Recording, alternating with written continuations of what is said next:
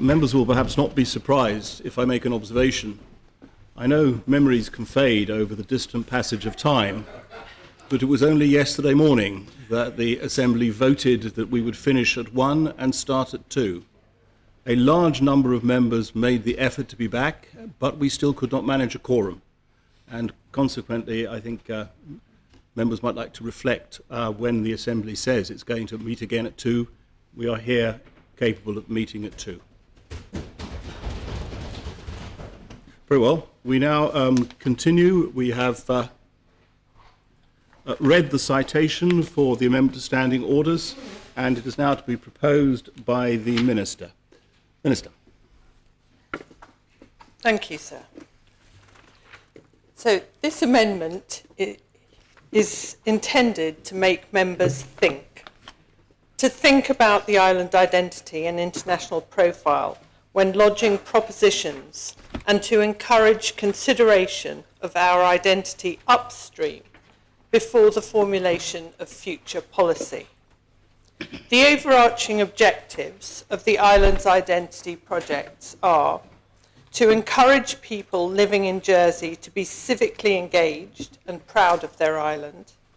Second, that Jersey has a recognisable and positive international personality. And third, and most relevant to this proposition, is to ensure public policies coherently support and develop Jersey's distinct identity. The Policy Development Board considered this amendment to be key in achieving this third objective and made it one of the board's published recommendations, which were then consulted upon. It is surely important to consider the consequences of bringing forward legislation and propositions beyond that of just finance and manpower. And as we've just done this morning in adopting the SICPA in children's law.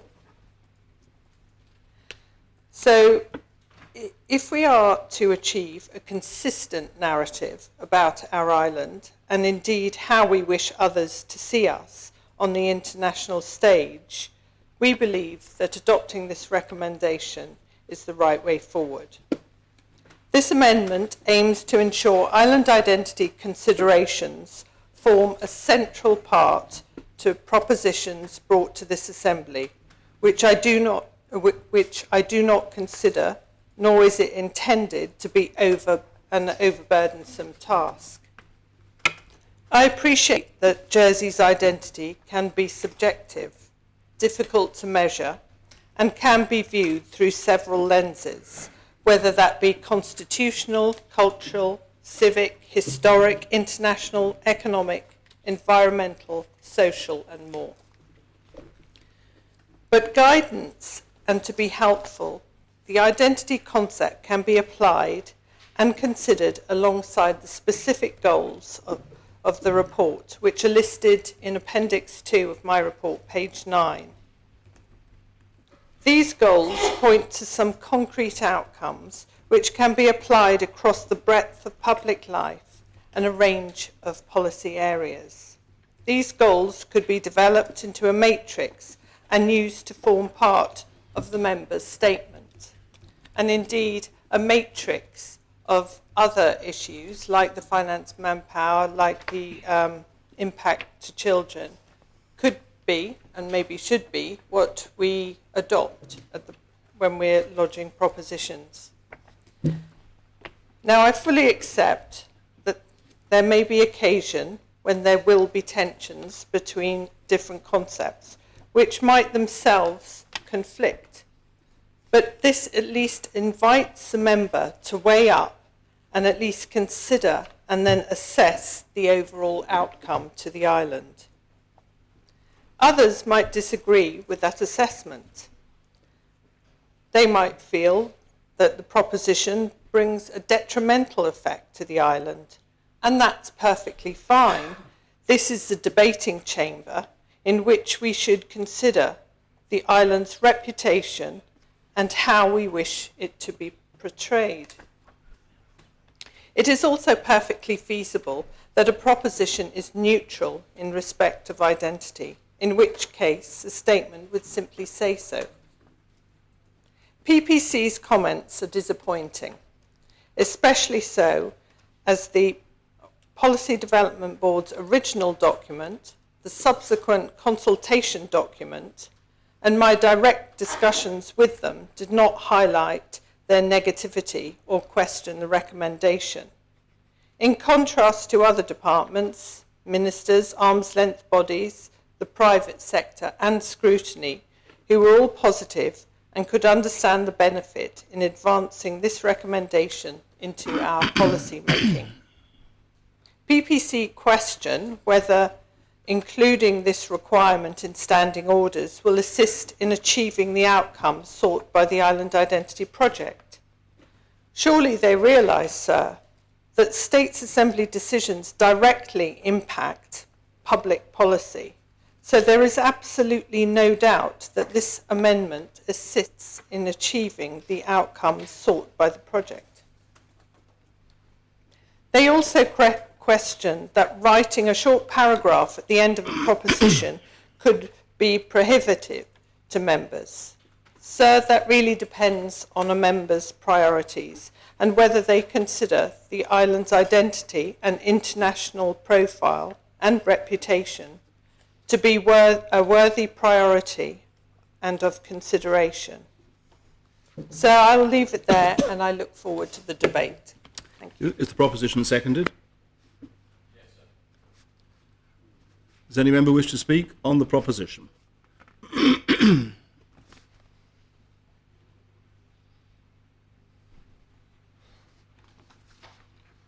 Does any member wish to speak on the proposition?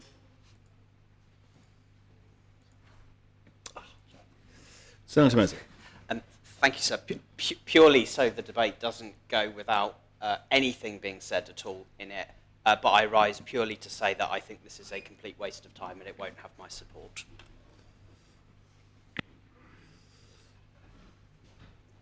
Does any other member wish to speak on the proposition?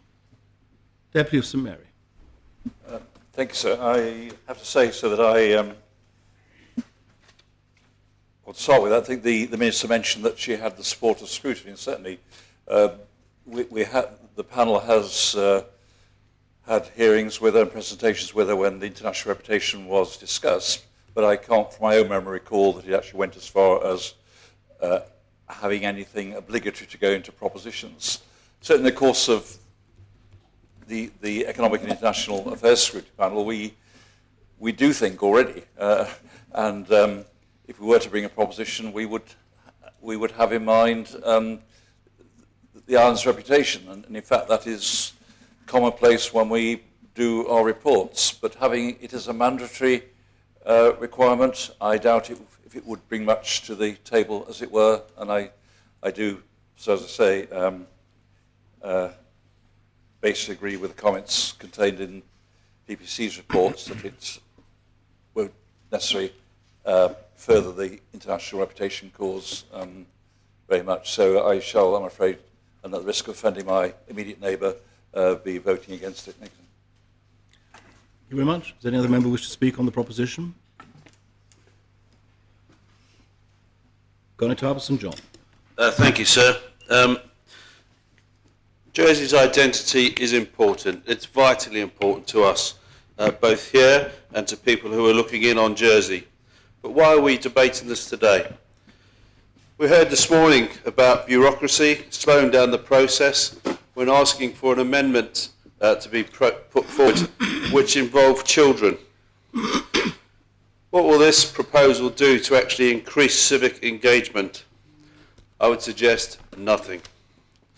We had, I think, sir, 18 members vote against the panel's amendment this morning, and I expect all of these people to be voting against this for the same reasons they used this morning, and I will be voting against. Thank you, sir. Corrine Thompson-Brillard, did you ask to speak? Thank you. So I'm fully supportive of the principles that of this proposition. The support that's alluded to in it is well needed and well directed. I question whether the inclusion on states' propositions is going to be of benefit, sir, but for my part, I'm inclined to support it, because anything we can do to achieve the proposals in it has to be good. So, and I congratulate the Minister on actually making some inroads into that. Thank you, sir. Senator Pallett. Thank you, sir. I didn't want to be silent on this. I think it would have been wrong if we'd have not debated this at all. So I do want to give my views. I think that the Minister over this political term and during her tenure, I think, has done an incredible job in raising the island's identity, and I think on an international stage, making people aware, both here and wider afield, of the work that we do. And I've got to thank her for that. We've had a really good relationship with her on the scrutiny panel, and I hope she feels we've been supportive of the work that we've done. In saying that, we've had a long debate this morning about child rights impacts assessments and including them on propositions, and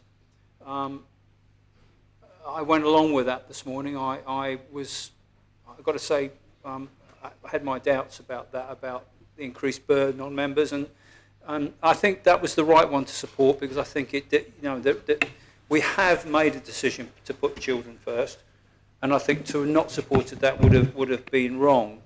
But I just feel this particular proposition just takes that slightly too far in terms of what it's asking members to provide when they're lodging propositions.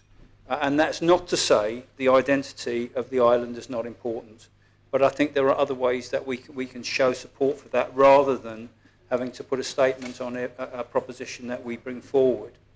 I think the comments paper is good in terms of what the information it gives us. But if I was to start adding statements to propositions, one I would prefer to see would want to be around, for example, would be around sustainable well-being, the importance of physical and mental well-being, how a proposition would affect people's lives and islanders' lives. And so if I was looking to increase what we provide on a proposition, it would be down that route. So unfortunately, I think this is it's just a step too far. I apologise to the Minister for not being able to support this, but I think it's well-intentioned, but I'm afraid it's not one I can support. But again, I just want to thank her for all the work she's done, because I think she has done a good job in this 4-year period. Deputy Burrell. Thank you, sir. I have to speak in the manner of previous speakers. As much as anything, because the Constable de Saint-Jean is absolutely right. I was one of those 18 who voted against Deputy Ward's panel's proposition or amendment, purely because I'm worried about putting more and more bars, not quite the right word, but particularly for backbench propositions, which actually means all of us, when you're doing an individual proposition outside of scrutiny or outside of government, where you're doing it yourself, that we're just making it harder and harder and harder to bring such propositions. And I still maintain that one of the fundamentally important aspects of the identity of this island in terms of its democracy is that any one of us can bring a proposition on any subject. And I think that's something that we need to be bear in mind how important that is. I am someone who I think is probably quite well known in the Assembly for being very strong on Jersey having its own identity. I am concerned that, for instance, in the area of external relations, that we're not assertive enough in developing our own identity as separate from the United Kingdom. That's just our identity separate, that's not being separate. It's just saying that we need to say we are Jersey, we are not the same. And that made me think, how would this proposition have worked with the TECA, the agreement that we had extended to us over Christmas back in 2020, when we had a very short debate, or very, very quickly had to have a debate as to whether to extend that to us or not. And if I was bringing that proposition for the TECA, I would have written at the end that this is a negative aspect on island identity because it pulls us further away from the fact that we are between the UK and Europe. And this is pulling us away from that European element of our culture, which has always been there. But somebody else may have said this is a positive thing, because this is about reinforcing the fact that we're part of the Common Travel Area and we're part of the British Isles. So immediately, when I thought about that one piece of legislation, it made me kind of come to that understanding that it's really hard for anyone to fulfil these stipulations as the standing order would require in an objective way, because it's in no way objective. It's not something where you can ask a lawyer to compare it to the human rights laws that we have, or you can ask a children's commissioner to help you compare it to our children's rights commitments, or indeed objectively knowing whether this will cost money or not. And so there is an enormous element of subjectivity, I believe, involved in, if we were to adopt this, involved in meeting its requirements. And I don't think, therefore, that's really appropriate to have as a statement at the end, which in my view should have an element of objectivity about it. It is quite right that if any one of us is writing a report that, to our own proposition, that we should think perhaps about how that would affect our, the island identity, but that's something between us. It's something that, if I was bringing a proposition, I don't know, a proposition about Jersey having its own currency, let's say, and I am talking entirely theoretically, this is not my view, I'm not aiming to do this. I would surely want to say in that report, this will strengthen Jersey's island identity.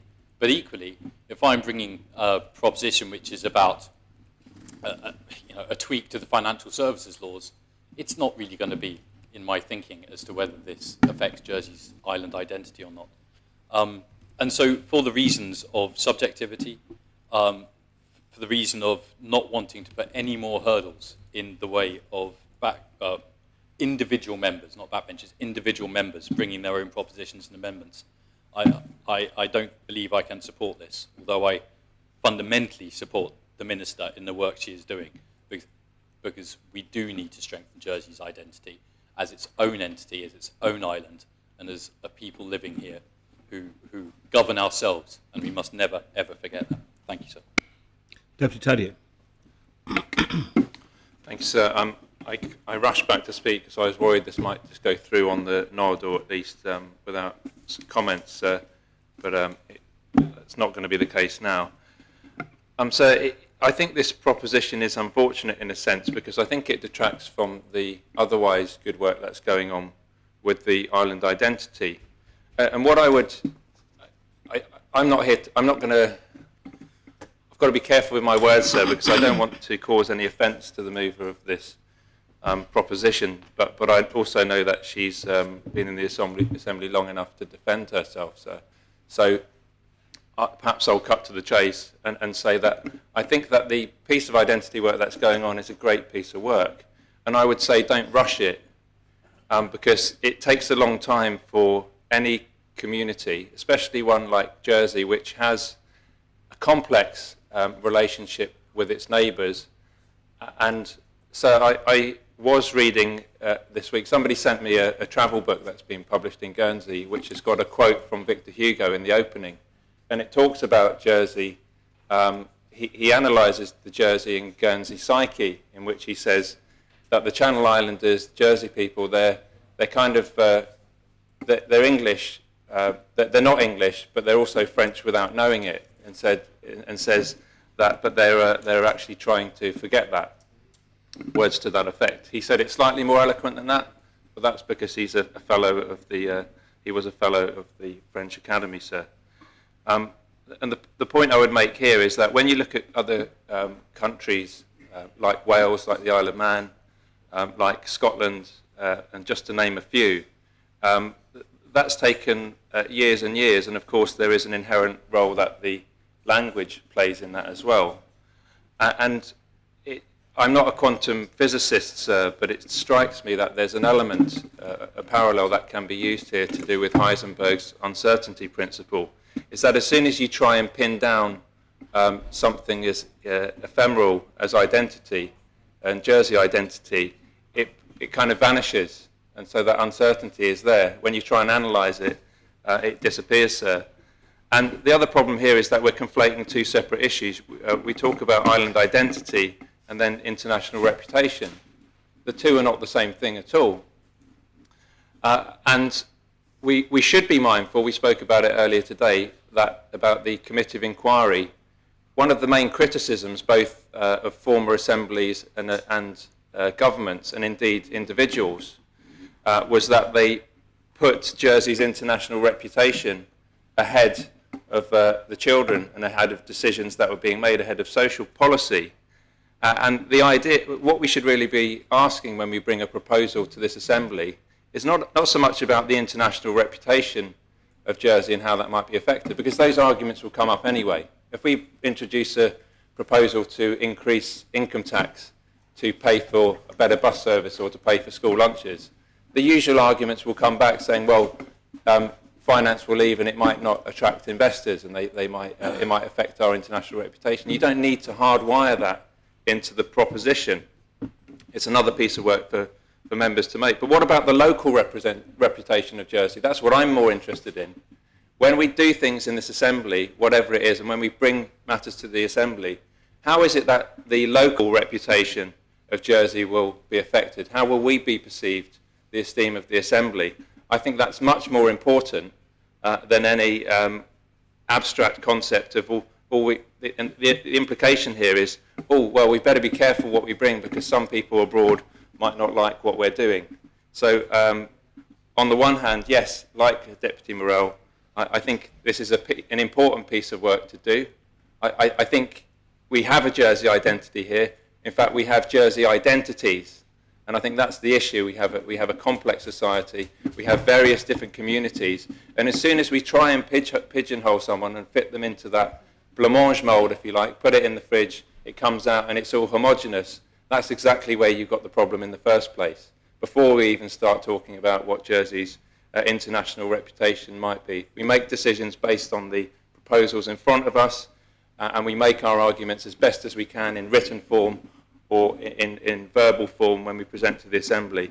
And it should be those arguments on which the propositions rest or fall. Does any other member wish to speak on the proposition? Deputy Earl. Thank you, sir. I wasn't going to speak because I think that the comments produced by PPC say everything. However, there was a couple of things that have been mentioned that I just wanted to address, and I'm not going to repeat anything that's already been said. I think the point's been made about this being very subjective. I think that the point that the Deputy Greenville spoke about wanting to make members think is something that I'm not against at all, and I'd like to believe that PPC is not against either. But the point that I think Senator Pallett brought up about, what about including, was it sustainable well-being? I think he's nodding his head. So what I'd like to do is actually maybe offer some kind of alternative solution. I think that there's no reason why this kind of thing can't be included in some kind of guidance that's produced for members when they produce propositions, for example, as a kind of one of the things that should be included in people's reports. Because I think, having been a new member as well, and I did a proposition quite early on, it wasn't easy to write a report without any sort of real guidance, although I did look back at other propositions to get an idea of what to write in that report. So maybe there's a piece of work here that could be produced, I'm sorry to do this by the greffier, maybe it's some kind of guidance work to produce some kind of guidance document to members saying, when you produce a report, maybe these are the kind of things that maybe you should be considering when you produce that report, and you might want to address in your report. Yes, that was all I want to say. Thank you, sir. Very much, Deputy Earl. Any other member wish to speak on the proposition? No other member wishes to speak. Deputy Wickerton. Thank you, sir. Just rise to say how ironic some of the arguments have been here today, actually. There was so many statements in a previous debate about it's just a small statement, it won't slow anything down. And there's a complete U-turn, and I just think it's quite ironic that the arguments now, I don't want an overly cumbersome system either, and that's why I went against the scrutiny panel's amendment to my law, sir. But there seems to be a complete U-turn in people's thinking, which I think is ironic and needs to be pointed out. I've got to say, we already have a very subjective requirement in our standing orders that maybe then that has to be looked at, because the financial and manpower statements that I have seen some members put through for their amendments and their propositions have been laughable, sir. Absolutely laughable, with their idea of how much things will cost or the likes. And I just think it's a bit disappointing to hear some of the completely circular turnarounds in arguments in this. I'm not going to be supporting this as much as I completely support the island identity and the fact that we need to be aware of it due to the process. But I had to point out the irony of some of these arguments that just doesn't bring this assembly up in people's thinking. Thank you, sir. Thank you very much, Deputy. Does any other member wish to speak on the proposition? Deputy Young. Thanks. I apologise for coming in late. There's an unavoidable commitment. I just wanted to say, look, I think this is worthy of support, particularly because of the issue about Ireland's identity, which I think very much fits with the principle of placemaking and therefore the kind of policies we've agreed in the draft in the Bridging Ireland Plan, which I think helps us do that.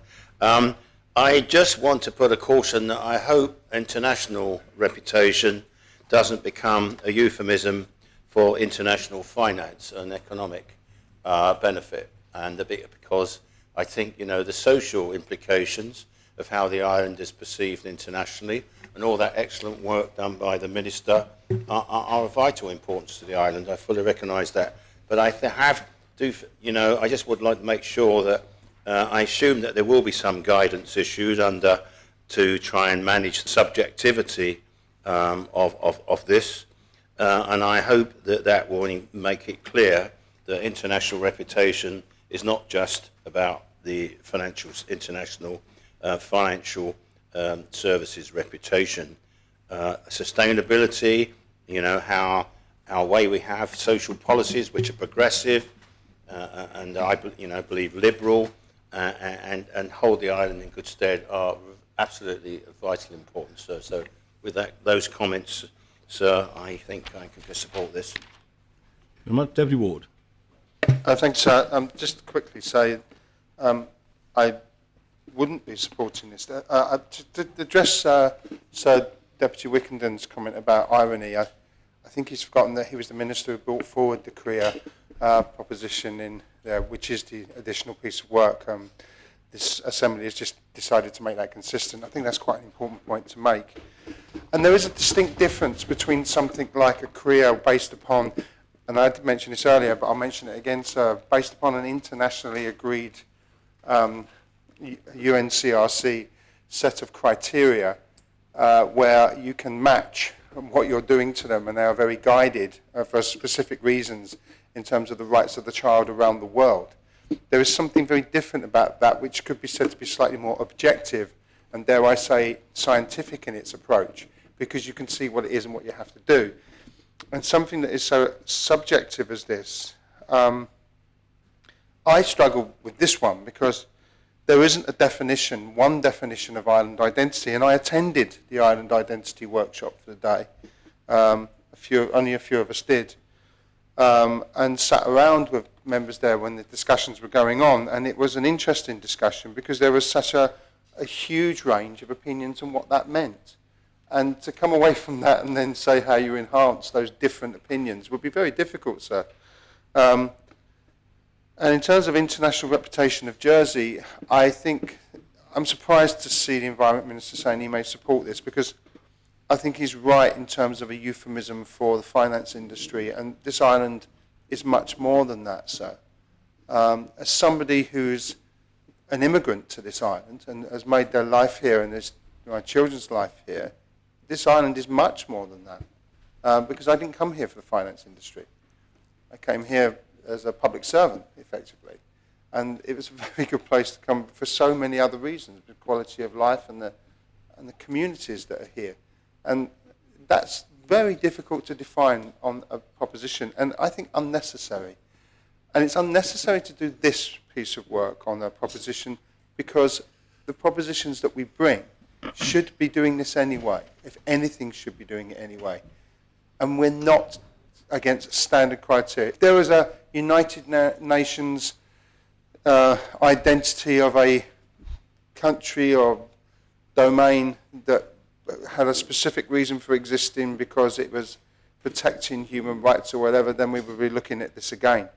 But this is not that, and I'm afraid, sir, I can't support this because I don't see it as necessary. However, sir, I will say I think it is important that the island looks at what its identity is from everybody that's here, whether you can track your heritage back 500 years or 20 or 10. Any really good place to live is welcoming to people, and that's what I think we should be proud of in Jersey, because that's one of the nicest things when you come here. Thank you, sir. Mr. Deputy, does any other member wish to speak on the proposition? No other member wish. Deputy Sir. So I'd just like to rise to make the point that I think there are two important differences to the debate that we had this morning. First of all, sir, this is a proposal that a statement be inserted in a proposition, whereas this morning we were arguing about statements to be added to amendments to propositions or amendments to amendments.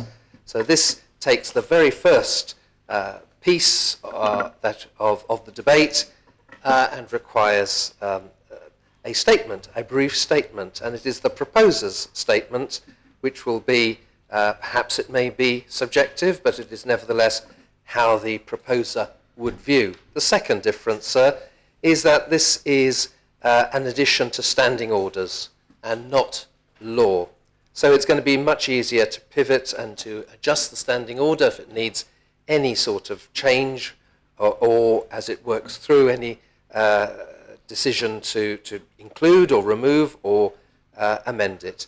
And for those reasons, I think it is quite feasible for us to be able to support this, for it relates to a proposition and its standing orders only. Thank you, sir. Very much, Deputy. Does any other member wish to speak on the proposition? Deputy Masson. Thank you, sir. I will be supporting the Minister in her proposition here today. I'm sure members will be unsurprised, given that I was a member of the Island Identity Development Board. So I just want to give an example of why I think these types of things are important. And as the Minister said, it's not actually just thinking of members in the Assembly, but of course it's about who supports ministers bringing, or other members, bringing propositions to this Assembly and thinking about this particular aspect. So let's just take, for example, the Infrastructure Department. In our report, we did make the comments about how the panel thought that over time, because things like aesthetics and detailing and other missed opportunities, historic events that's happened in an area which isn't given reference to, when something is developed in our physical world, that actually just slowly over time chips away at kind of island identity. And we know that other places have great success in preserving the physical world about them, the aesthetics of the world, and how that filters into culture, into identity, into all those matters. And so I think it's really important that this statement is put into propositions, because it is about, as we had when the children's minister brought this proposition, it is about actually changing that culture, particularly when in Jersey, and we welcome them, perhaps those people who are newer to the island who haven't necessarily had that experience, don't have those networks, don't have those links, who don't necessarily think about how whatever proposition they're bringing will actually impact upon the island's identity and its people. It's not just some flimsy reputation. It's also about kind of just physical things that we experience every day as islanders go around their daily lives within the island as well. So that's why I think it needs to be done, because when we did our island identity report, there are lots of ways in which the filtering down of that type of thought can make such a difference to the tourist experience, the residents' experience of the island. There are so many missed opportunities that we have, and I think the Minister here is trying to signal from the top, and we want the Assembly to endorse kind of what the Minister is trying to achieve in developing and promoting Jersey's unique identity. Now, that doesn't mean sometimes we might have to bring a proposition for whatever reason which may be negative, but the point is that it's thought about. The point is that it's demonstrated and it's acknowledged. So I think this is a great opportunity which we are being presented with by the Minister, not in an inferior way, but in an actual practical, real way, which actually makes a difference about how the residents of the island live their lives and how we can improve them, how we can improve our culture, how we can improve our historical acknowledgement within the islands. And I just give that one example of the Infrastructure Department. There are many other ways in which it can manifest itself, sir. But I think, my hat off to the Minister for bringing this, because certainly when we went through the island identity process, there's a lot of criticism to say, oh, this isn't important, haven't you got more important things to be worrying about? But actually fundamentally about who we are and how we identify ourselves as being uniquely Jersey is something really important to islanders. When we stop down and kind of talk people through the issues. So I commend the Minister for bringing this forward. She's going to get a bit of bashing today, but I'm fully behind her. Thank you very much, Deputy. Conor Tarver, St Mary. Thank you, sir. I applaud Deputy for the work done on this project. However, people are telling me, why are we doing this?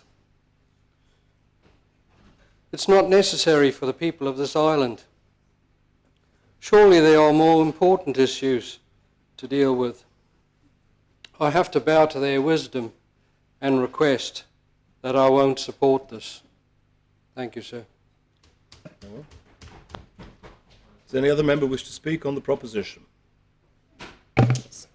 Deputy Garner. Thank you, sir, and I'll be swift. Identity is an evolving thing that we are struggling to establish at the present. It's work in progress. When we compare to the Children's Rights Assessment, we have clarity. We have a table that we can say yes, no, clear. Island identity is important for me as well, and I do believe we might be in the future when it will be clear what does it mean, which boxes, which questions we need to answer to establish, we can come back and discuss this. And it is really subjective, I'm not sure if member remembered, I brought the proposition to establish a Life in Jersey test. And it was a proposition that there are several paragraphs. And the first was nothing about but Life in Jersey test, that people who come on the island learn about culture, history, tradition, ways of living in Jersey, and will do this test. And it was for me to actually connect people to our island identity, to bring all this in coherent, cohesive space, to think about it, and to introduce newcomers to our island identity. And from my perspective, it would pass this test, but I know that Deputy didn't support this one and voted against, so it is very subjective.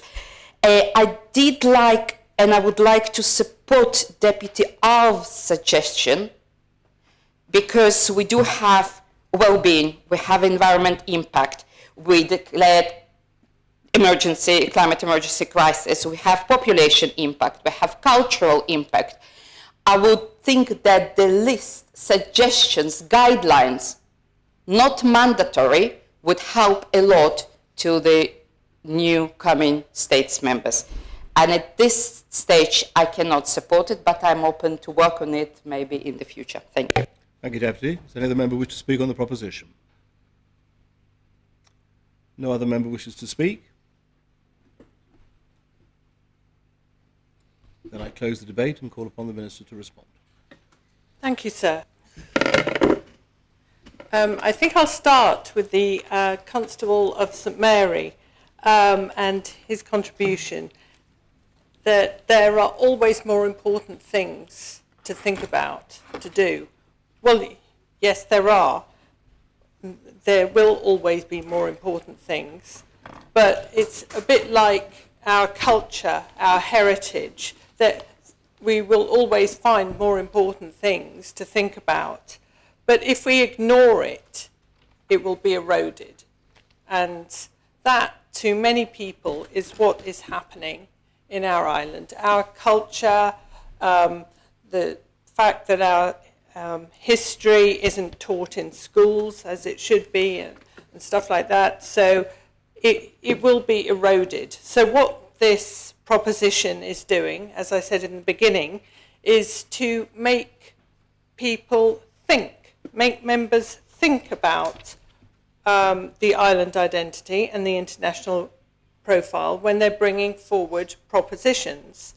And to answer Deputy Gardner and Deputy Alves, I did say, whilst a two-liner statement could suffice, I would like to see us devise a matrix of that goes in the back of propositions. As I said, Appendix 2 could form the basis of that, could form a template it can be added to.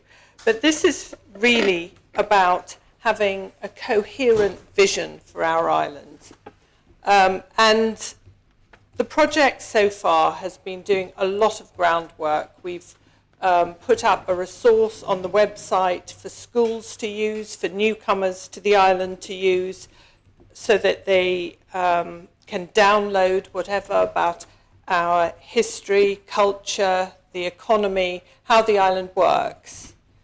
So there is a resource for our school children and newcomers to the island. So that's a start. There are lots of things in the project that are a start. It's a groundwork. So it's not something that we sit in a room and invent. It's got to come from the bottom up. But people have got to be aware of what our constitution is, what our history is, what our culture is, before we can develop it further.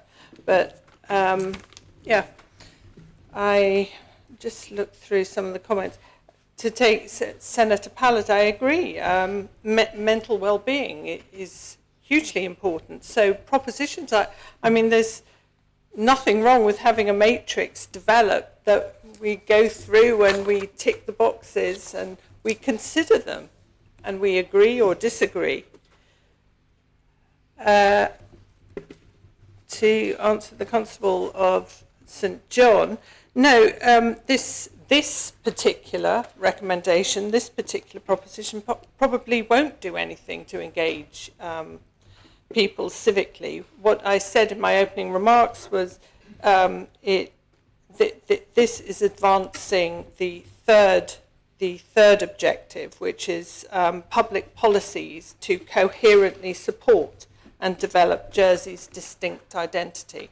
That's what this is specifically doing. There are other propositions, other recommendations that look to involve people civically in it.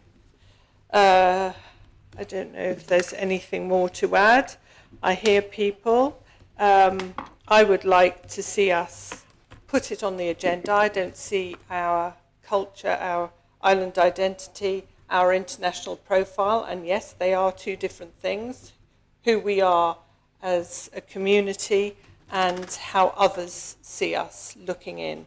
So there are two aspects to it, but it is to make people think, it is to put it on the agenda, it is to consider, it is to prioritise our island identity, and frankly, I don't see this as hurdles. I see this as something we ought to be doing. And even if the proposition is neutral at the end, it's about vision. And if we can't speak ourselves up, if we can't have a coherent vision, then who do we expect to do that for us? So I make my proposition. Very well, I invite members to return to their seats. And I ask the greffier to open the voting.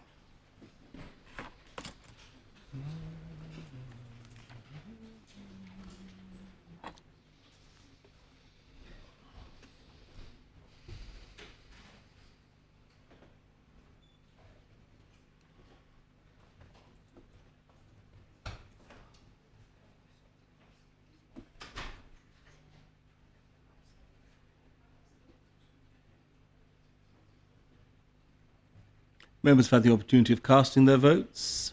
I ask the greffier to close the voting.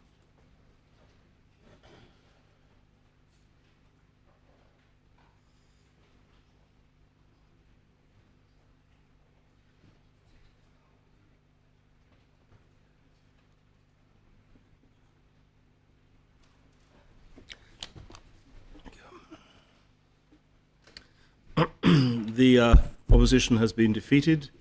17 votes pour, 25 votes contre, no abstentions. Well, So can we, I think Deputy Higgins is asleep, but can we have the pour and contre, please? yes, I'll take that in the spirit of jest with which it was undoubtedly intended, Deputy Thaddeus, but perhaps any observations about that for sitting States members probably aren't appropriate. Those members who voted pour: Senator Farnham, Constables of St Brelade, Grouville, Trinity, St Martin, and Deputies Martin, Grouville, Lewis, Pennell, St Warren, Truscott, Young, Ash, Trinity, and in the chat, Deputy Masson, Deputy Labby, the Constable of St Warren.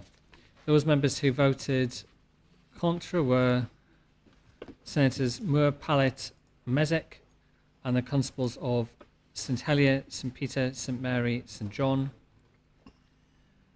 Deputies Southern, Thaddeus, St Martin, St Mary, Morale, Guida, St Peter, Lahegra, IA, Ward, Alves, Pamplin, and Gardner. And also the deputies of Deputy of St John, Deputy Higgins, Deputy Wickenden, Senator Valois, and Deputy Pershar. Very well. The next item is the maintenance of Jersey's credit rating, P18, lodged by Deputy Morel, and I ask the greffier to read the citation.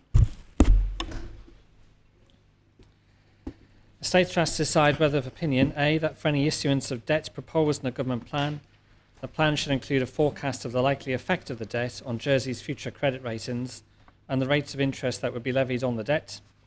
B, that except in periods of emergency, the Minister for Treasury and Resources should ensure that the Government of Jersey's long-term credit rating should be maintained at a level of BBB or above, Standard & Poor's, or the equivalent for the rating agencies. C, to request the Minister for Treasury and Resources to bring forward any changes to the debt framework or other related policies with a view to presentation to the States Assembly no later than 30th of April 2022. Deputy. Thank you, sir.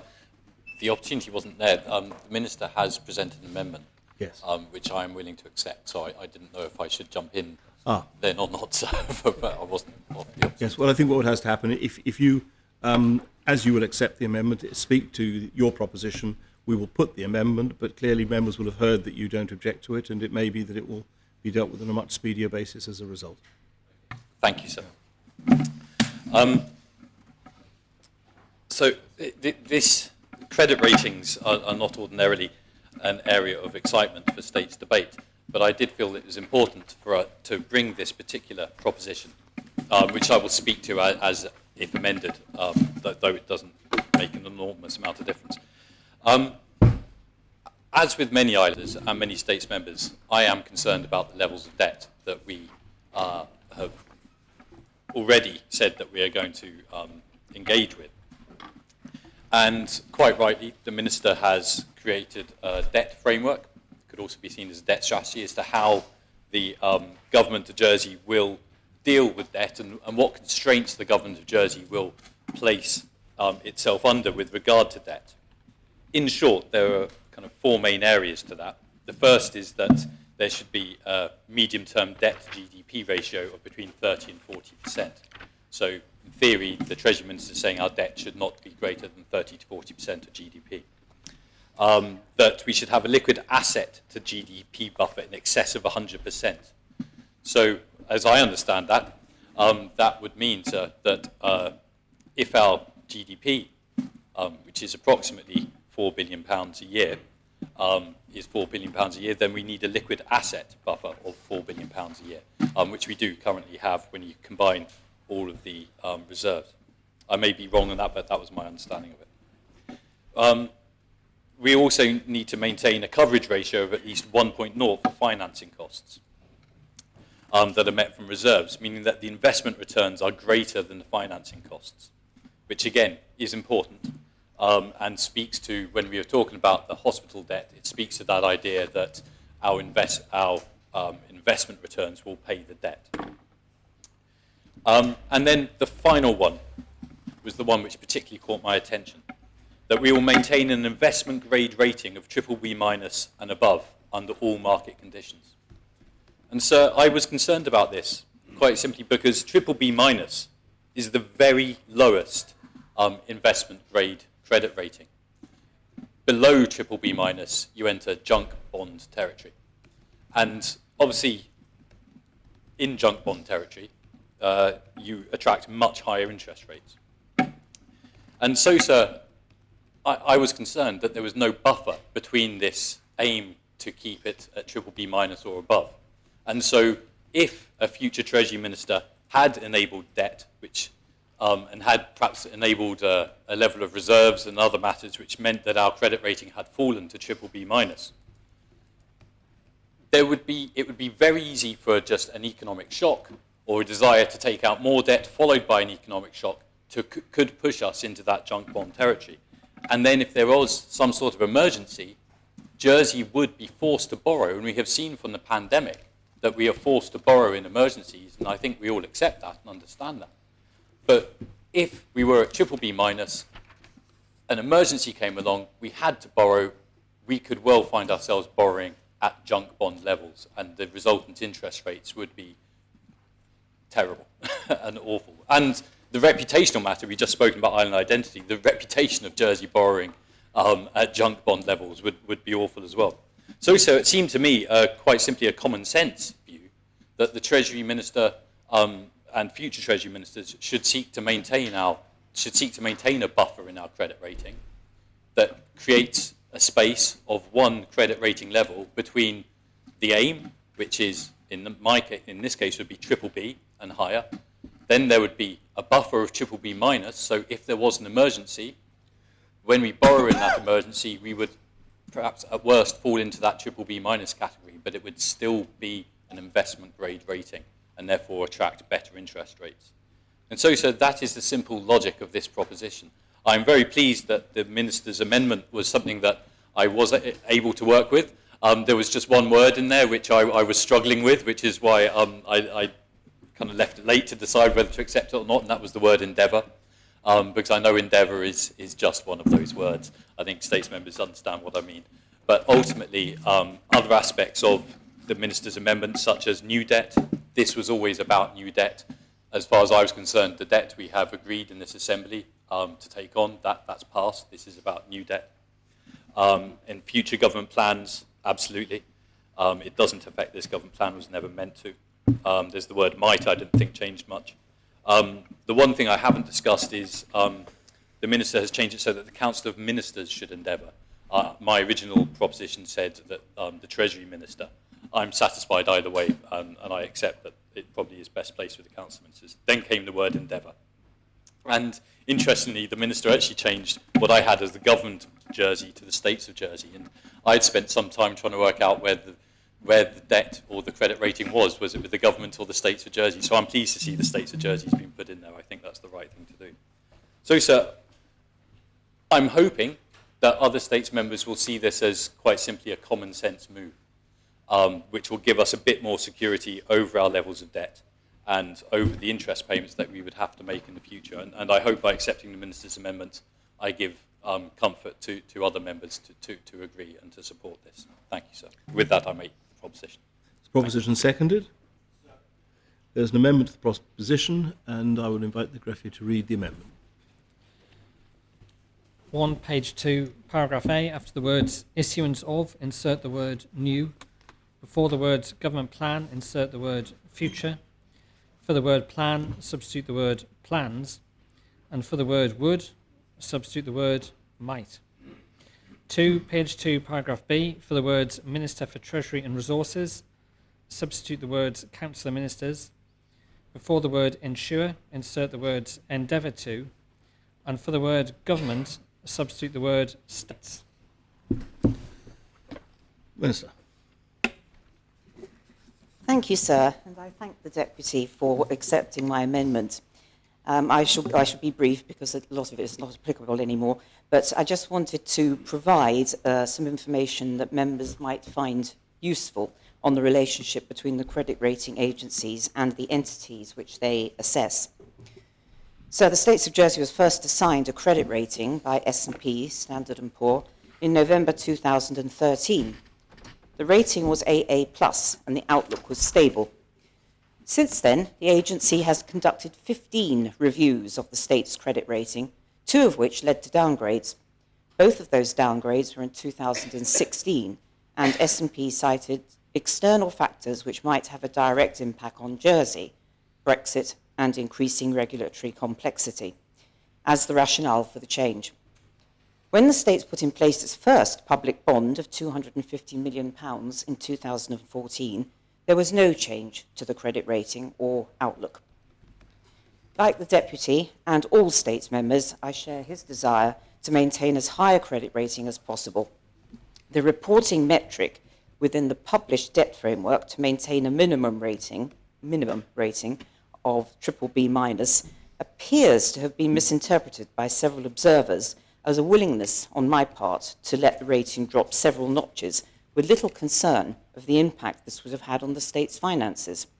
This could not be further from the truth. Firstly, I was very pleased when S&P reaffirmed our credit rating at AA- in January this year and maintained our outlook as stable. This was achieved against a backdrop of a difficult period for the economy in response to the pandemic and the significant financial support that this government provided from its own balance sheet. The BBB- metric simply reflects the lowest level of what is known as an investment grade. An investment grade rating indicates a low risk of default and the ability to meet debt obligations, and is particularly important to more conservative investors.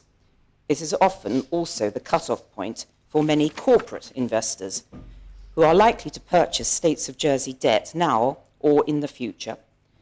Below BBB-, the potential investor base for States debt is significantly reduced. Thank you, sir. I hope that helps States members, and I shall be supporting the proposition as amended. Thank you. Is the amendment seconded? Does any member wish to speak on the amendment? Deputy Young? A question, sir. Again, this is not my area, but I did wonder, listening carefully to the Minister there, giving us the history of the credit ratings assessment. The last one was in January 22. Could I ask, and the Minister, in a summing up, could let us know whether she thinks that that takes account of what we've seen, the hyper level of inflation, which we seem to be threatening now, and the world global instability. Sir, does the Minister expect that that's likely to change by the time we seek to execute our borrowing plans in the government plan? Thank you. Any member wish to speak on the amendment?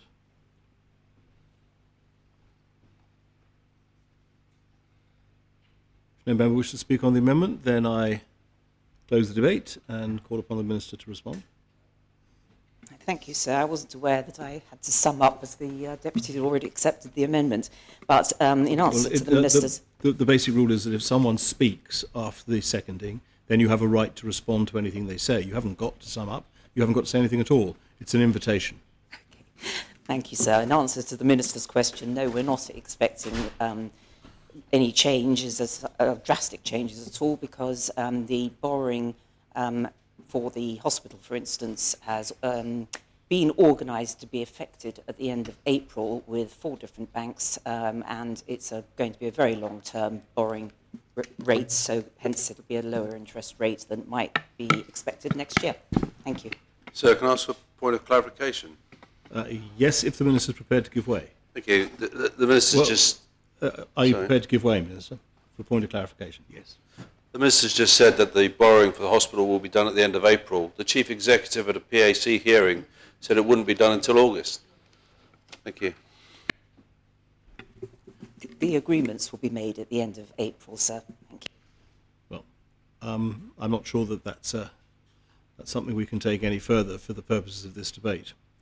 In any event, I now put this amendment to the vote. I ask the greffier to open the voting.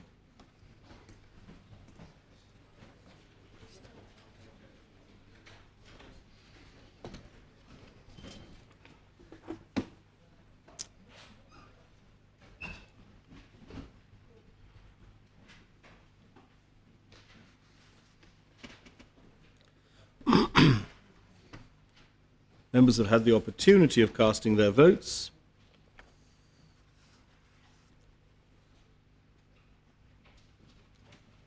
Then I ask the greffier to close the voting.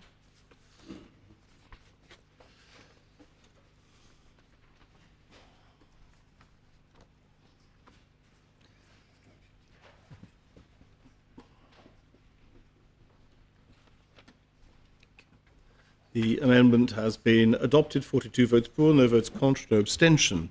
We now return to the debate on the proposition as amended. Does any member wish to speak?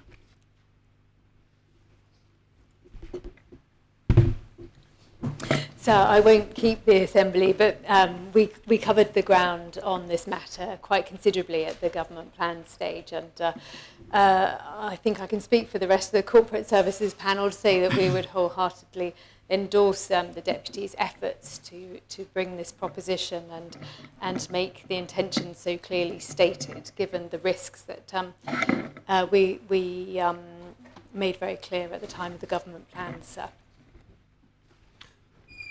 Thank you very much. Senator, does any other member wish to speak on the proposition as amended? If no member wishes to speak, then I close the vote and call upon Deputy Morell to respond. Thank you, sir. And I thank Senator and her panel for their support in this. I just wanted to reiterate, really, this proposition, and so also wanted to say that I understood always that the Treasury Minister wasn't intending to bring the credit rating to BBB-. It was just, that was the very bottom level. I'm just suggesting we have the very bottom level is slightly higher than that. But I also wanted to point out that a lot of the thinking behind this proposition was because of the global uncertainty. It was because of the pandemic. And to be honest as well, Brexit. I think the last few years have shown us that we are not sheltered from sudden and unexpected knocks and unexpected circumstances which can force us to borrow. And so this is very much focused on that. If we keep the credit rating level higher than the lowest investment grade, then we just allow ourselves that buffer, which enables us to borrow in time of emergency without worrying without worrying so much about exiting the investment grade territory, sir. And with that, I make the proposition and ask the appel. Thank you. Debate is called for. I invite members to return to their seats, and I ask the greffier to open the voting.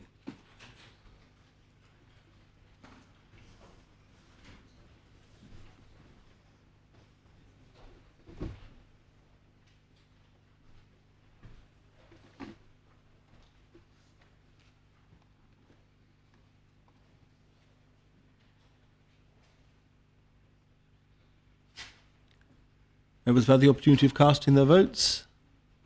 Then I ask the greffier to close the voting.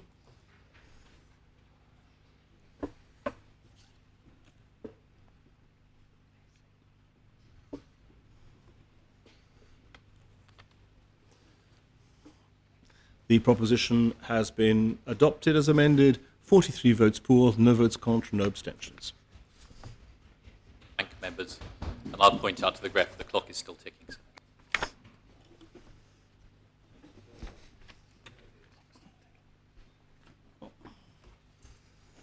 Very well. We now come on to the next item, which is the Draft Banking Business Amendment Number 9, Jersey Law, P20, lodged by the Minister for External Relations and Financial Services.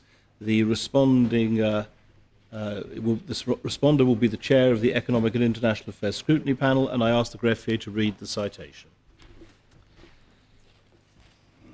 Draft Banking Business Amendment Number 9, Jersey Law 2000, a law to amend the Bank and Business Jersey Law 1991 to extend powers to the Jersey Financial Services Commission in relation to auditors. The state subject to sanction of a more excellent Majesty and Council have adopted the following law. So I've asked my Assistant Minister to act as rapporteur for this item, where, however, he is online. Very well. Thank you. That would be the Conatable one. Yes. Yes. Conatable. Sir, the Draft Banking Business Amendment Number 9 Jersey Law proposes some technical amendments to the Banking Business Jersey Law 1991. This has been lodged at the request of the Jersey Financial Services Commission following a number of years' work to modernise the supervisory oversight of the JFSC over banks.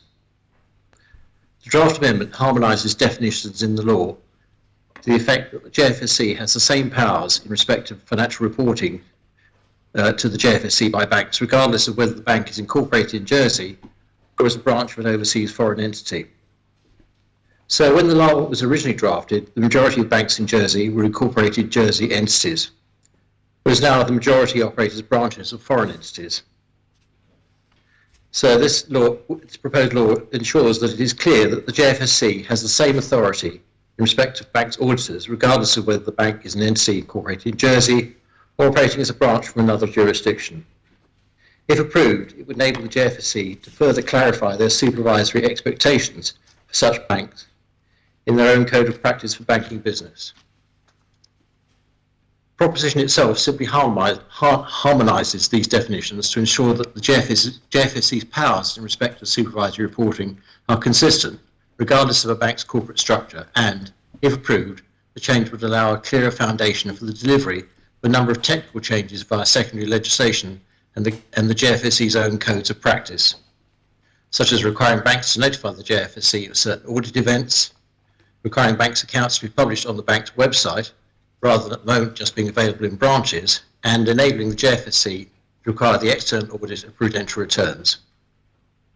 So in essence, these changes will clarify that the JFSC has the appropriate tools to supervise banks from a prudential and financial management perspective, and require better accessibility of financial information to customers and the public. The JFSC has carried out public consultation on the wider changes and has liaised with the working group of the Jersey Bankers Association and auditors. Respondents did query how frequently the JFSC may require a bank to have an external audit of their prudential returns to the JFSC, but this is ultimately a question of how the JFSC applies its supervisory model rather than a point of law related to this proposition, and as such sits within their purview as the operationally independent regulator. So adopting this proposition would also enable the bringing into force of another amendment, Banking Business Amendment Number 7, Jersey Law 2011, which provides an enabling power to create financial reporting orders under the banking law. Although Amendment Number 7 was previously approved by the states, for it to be enacted, changes proposed by this proposition, Amendment 9, are first required to be made. So as I've explained, the proposed changes to the banking business law in this proposition are very targeted, but it adds important clarity that the JFSC's supervisory powers stand on an equal footing, regardless of how the bank might reasonably choose to structure itself. So I move the principles. Are the principles seconded? Yes, sir. Deputy St Mary. Thank you, sir. Simply to say that the Economics and International Affairs Scrutiny Panel had a presentation on this matter, revised of the consultation process which took place before, and we fully support what is proposed. Thank you, sir. Does any other member wish to speak on the principles? No other member wishes to speak on the principles? Then I close the debate and call upon the Connotables Bond to respond. Thank you, sir. And I think it'll be a fairly short summing up. I would just like to thank the Deputy Sumeri and their panel for their usual excellent advice and cooperation with my officers and myself, sir. And so I ask for the appel. The appel is called for. I invite members to return to their seats. The vote is on the principles of P20. I ask the greffier to open the voting.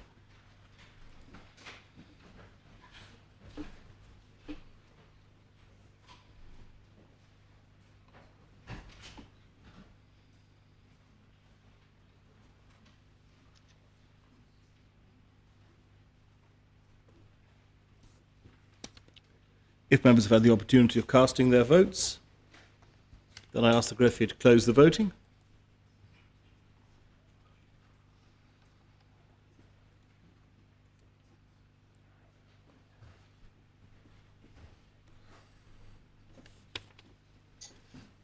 The principles have been adopted.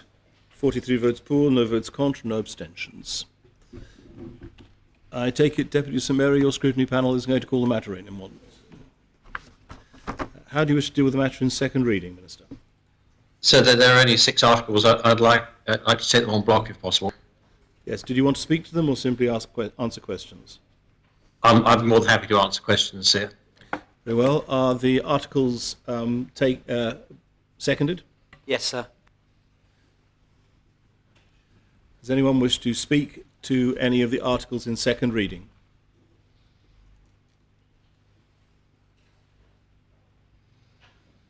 If no member wishes to speak, then I close the debate and ask the greffier to open the voting.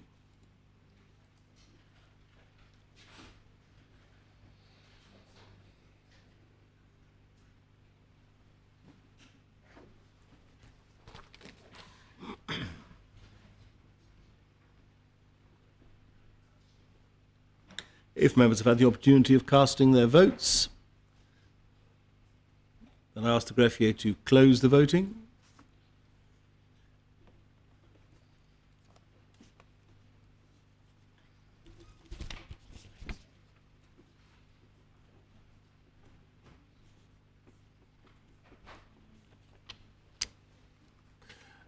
The articles have been adopted in second reading, 40 votes pour, no votes contra, no abstentions.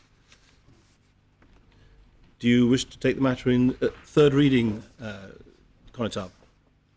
Yes, please, and I'd like to thank members for their support so far. It may seem to be a rather dry piece of financial services legislation, but as an ex-banker, it tidies up what's been a rather outdated set of banking regulations. So I very much appreciate their support so far. Yes. And I propose the matter for third reading, sir. Thank you. Is the law seconded for third reading? Yes, sir. Does any member wish to speak in third reading? No member wishes to speak in third reading? Then I close the debate and ask the greffier to open the voting.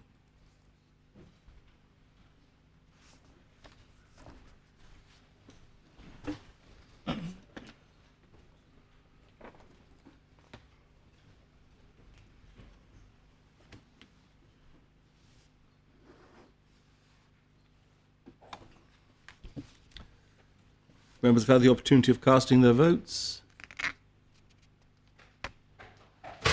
Then ask the greffier to close the voting.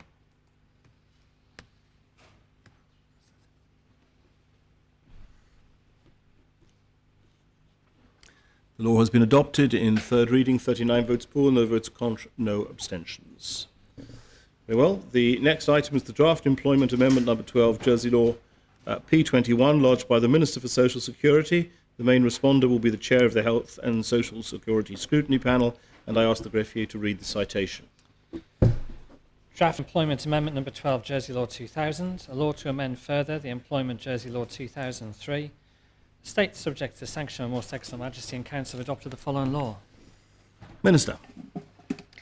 Thank you, sir. Last May, the Assembly agreed that work should begin on a wide-ranging review on the operation of zero-hour contracts in Jersey. Part of the agreement related to a separate piece of work to bring forward legislation relating to exclusivity clauses in zero contracts by the end of March 2022. I am pleased to report the Employment Forum has already begun its wider review. Today I'm bringing to the Assembly an interim amendment to the employment law which, if approved, would make exclusivity clauses in zero contracts unenforceable. As I've said in my report to this proposition, there is no current evidence that exclusivity clauses are being used in Jersey. That said, sir, they are an unfair restriction on the ability to an employee on a zero-hours contract to work for more than one employer if they want to. So this is a complicated area and legislation elsewhere is not watertight in terms of preventing an unscrupulous employer from trying to get around a law which protects the rights of zero-hours workers. This amendment to the employment law will not resolve the problems seen in the laws of other countries. The proposed definition of a zero-hours contract is taken from existing Jersey legislation, the Control of Housing and Work Exemption Jersey Order 2013.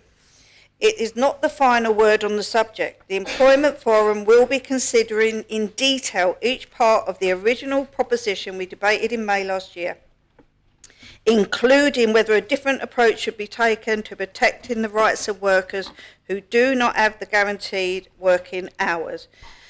For now, sir, we have made a positive start in this area and I commend the amendment and I maintain the proposition. Thank you. Are the principles seconded? Does any member wish to speak on the principles? Senator Mezek. Thank you, sir. And I'm pleased that this legislation is before us, and I'll be wholeheartedly supporting it, as I hope other members will do.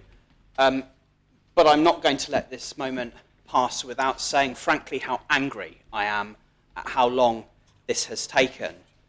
It was in 2016 that I brought a proposition to this Assembly calling for exclusivity clauses in zero-hours contracts to be banned, and I was told that this was not a simple matter and that it would take a significant amount of time to deal with because partly there was no definition in Jersey employment law for what a zero-hours contract was, so you couldn't simply pass a line that said no more exclusivity clauses. You had to put something in the law first that defined what a zero-hours contract was. And we're now 7 years later, and it's a paragraph in this. It's one paragraph that puts in that definition, and then another paragraph with two subpoints outlawing the exclusivity clauses. And I don't lay this at the door of the current Social Security Minister. I don't think that she's to blame, or in fact her predecessor, because it's a similar problem that we had when it came to the legislation to prohibit discrimination against tenants with children. We were told, oh, this will take a very long time, oh, it's so complicated. And then when the legislation finally reached this Assembly, it was one page. And both pieces of those, both bits of legislation don't refer to other pieces of legislation. It's just one bit that they're seeking to amend. So I'm angry because, frankly, I feel fobbed off. I think that I was misled, not by politicians, but by others, to be told that this was a more complicated piece of work than it's actually transpired to be. And it shows, behind the scenes, the lack of interest there is on important pieces of social legislation that have a big impact on the people who are affected by it, who in both instances have been people who will be from lower socio-economic backgrounds. Let's look at the order paper for the rest of this sitting. How many pieces of legislation are there to do with things like limited liability companies law and other associated pieces? So frequently we come to this Assembly and we will be asked to approve pages and pages and pages of extremely complex but important bits of law to do with parts of our economy, but when it comes to what turns out to be relatively simple legislation on important issues which matter very greatly for those who suffer as a result of them, we're told that, oh, it's too complicated. And this has taken 7 years to come up with 2 paragraphs. Something behind the scenes is wrong. I feel misled, and I'm extremely angry that it leads us to this position. 2016 was when I first raised this. It's not good enough, and whatever process behind the scenes leads to this that sees our social legislation downgraded in this way has got to be overturned so that we can be more nimble, or frankly as nimble as we are when it comes to important economic regulations, when it comes to these things that affect people's economic well-being, for those perhaps in zero-hours contracts or those in other areas that are affected by this. Something's got to change, but I'll be voting in favour of this. Thank you very much. Senator Deputy Moreau. Thank you, sir. Can I ask a point of clarification? You want a point of, will you give way for a point of clarification? If you'll excuse me, Deputy, I'm sorry, I missed Deputy Higgins' point of clarification. Yes, what is your point of clarification, Deputy? Yes, sir. The minister said that, the former minister said that he was misled on this particular thing and he did not blame politicians. I would like to know if he would clarify who misled him. Thank you, sir. I think we have a right to know. Well, it's not a question of a right to know, it's a question of identifying individuals isn't in accordance with standing orders unless there's unless it's the subject matter of the debate. So, of course, I would never dream of naming an officer on the floor of this chamber in that way, so of course I won't do so. It will be partly to do with officers who I felt had priorities which didn't align with those whom they were actually democratically accountable for, but also the system itself. But I'm happy to discuss with the Deputy outside of the chamber. Thank you very much, Senator. That's quite appropriate. Deputy Moreau. Thank you, sir. And actually, I really, through the chair, naturally, I wanted to address Senator Mezek. And really, I wanted to say I understand the senator's anger, but he should also be quite proud that he started the ball rolling. It may well have been 7 years ago, but you know, this legislation is here. It is here today, and it is here with the minister's name on it, which makes it much more likely that it will be passed. And I have no doubt that it will be passed. The minister's quite right to bring this. 0 hours contracts, I believe, have a place, but I also completely agree that there should be no abuse of 0 hours contracts, and exclusivity is an abuse of 0 hours contracts. And so, sir, there's no question I'll be supporting this. I thank the minister for bringing it. But yes, Senator Mezek, I really do understand where his frustration comes from, but yes, perhaps he could also give himself a little pat on the back. Thanks. Thank you very much. Deputy Young. Thank you, sir. I'm delighted to see this. I do recall when I was first elected to the Assembly in 2011, I was also raising the same issue.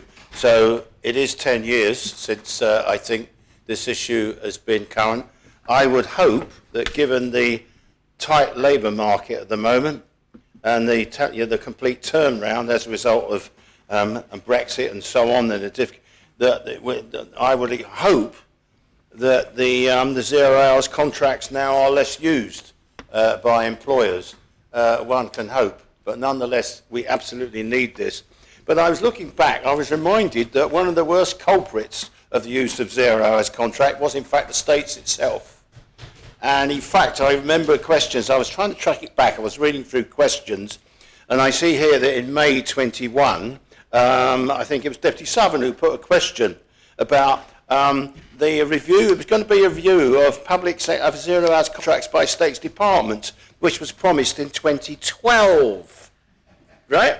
What the answer says is that the State's Employment Board were investigating this and going to ensure that the contracts were fair.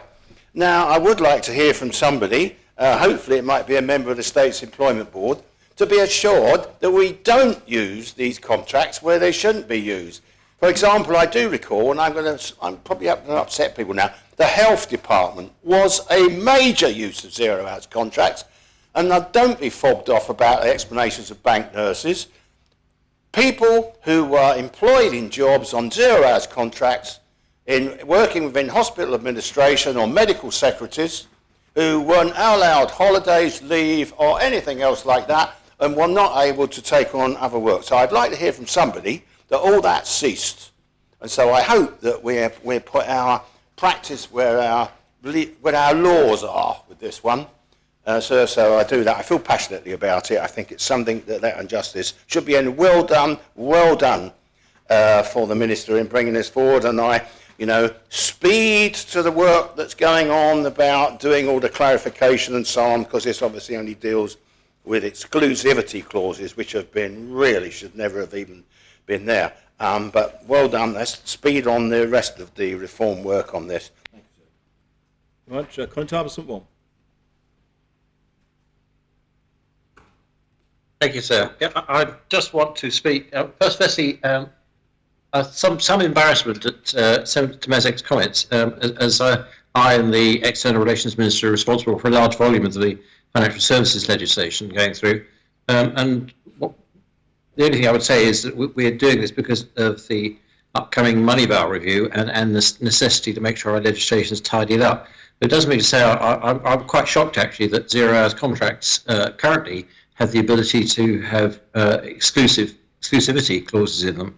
I don't like exclusivity clauses in any contract, least of all 0 hours. The very nature of a 0 hours contract is that the person is available as and when the work is available, but they shouldn't be precluded from working for another employer. And responding to Deputy Young's comments, which rather taken me by surprise, and I obviously don't have anything prepared in front of me, but I will. I give the Deputy an assurance that I will ask the question and refresh my memory on what we've done with 0 hours, because I know we have reviewed them extensively, and I will circulate something to members with details of that review on it. But yeah, I shall definitely be supporting this, and I sort of share the Deputy's anger that it's taken this long to get this far, whilst congratulating the Minister for bringing this legislation forward, because 0 hours contracts with an exclusivity clause in them, to my mind, are iniquitous, because it stops people from being flexible, which is the whole purpose of a 0 hours contract. If they're working for somebody on a 0 hours basis with no guarantee of work, they should, of course, be free to work for another employer on the same basis, and then resolving conflicts between the person on the 0 hours contract and the person who employs him or her. So I would definitely be supporting this, and I'm not sure I'm going to apologise for the extensive amount of financial services legislation, because it's absolutely necessary, but I understand exactly where the Senator is coming from. Thank you, sir. Very much, Colin Tarbert. Any other member wish to speak on the principles? No, Deputy St. Wall. So I feel I should try and say something in response to Deputy Young's speech.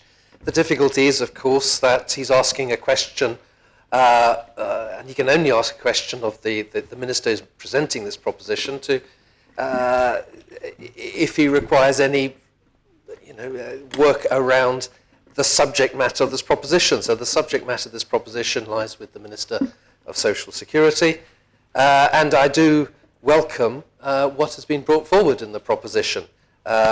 It is something that has been on the boil for many years, and it is something that is needed. It is iniquitous that persons should be prevented from undertaking work if they are not fully gainfully engaged in work for a single employer. So we do need to do this.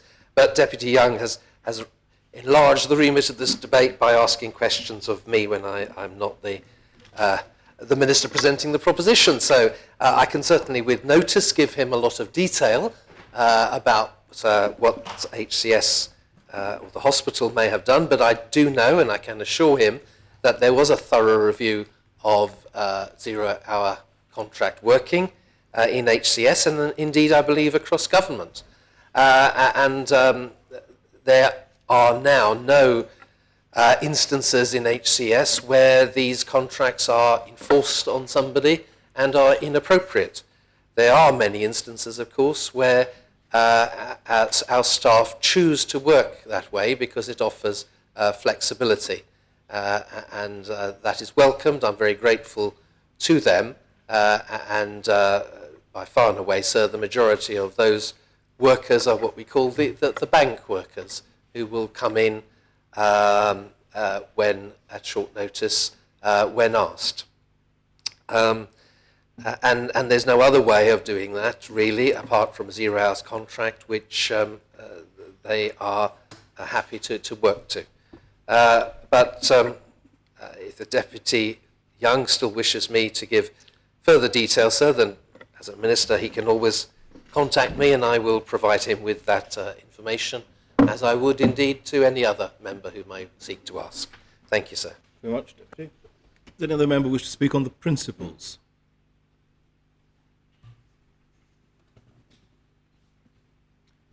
Deputy Sutton?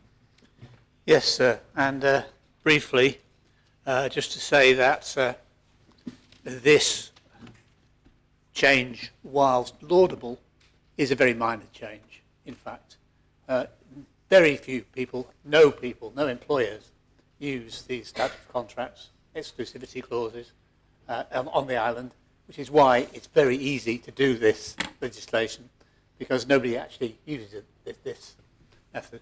However, the use of 0 hours and unstable work is, I believe, consistently used in the island, often when it shouldn't be. And this is just the first step up on a road, and certainly in the next session, if I have anything to do with it, we will see some more legislation actually regulating the use of 0 hours contracts to make sure that they are fair. My own experience recently, whilst I've been knocking on doors, preparation for building towards the election, is that I've come across several workers, two of whom had just arrived on the island, and when I asked them about what their terms and conditions were, they said, I'm on a 9-month contract. And one of whom was just leaving and said, sorry, I can't vote in your election, I'm just leaving, and I've just finished my 9-month contract. So the use of 9 months contract in the health section is actually taking place.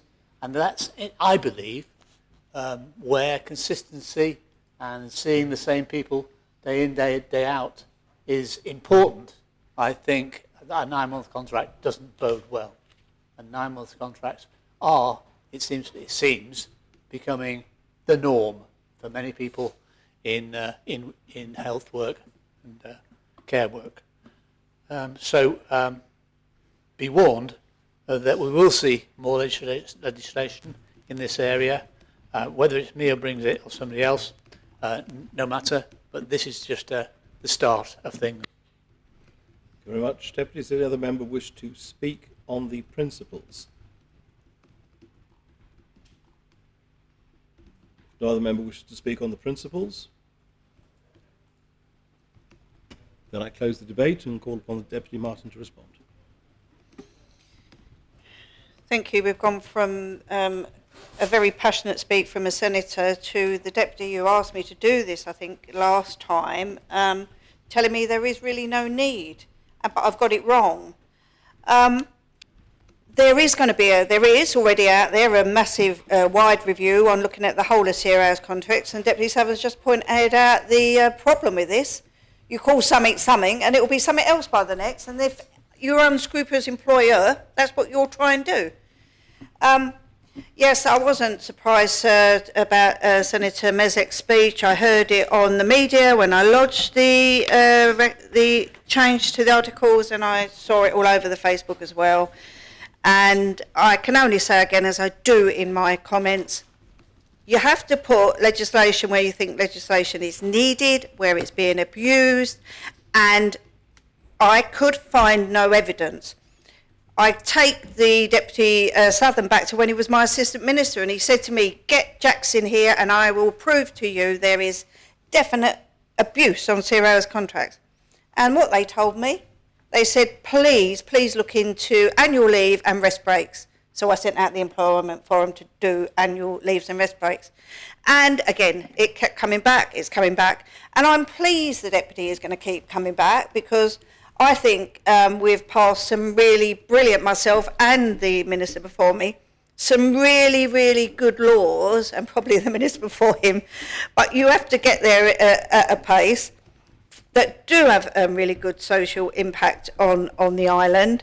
I know I'm going completely off topic, sir, but it really is. It should have been something that goes through. You've done this, but let's not remind everybody that, you know, it's taken, we've got a law now that is around, it's not enforceable, so I'm not banning it, I'm just going to make it unenforceable. And again, this will be tested in law if you have unscrupulous employers. We don't want to support them.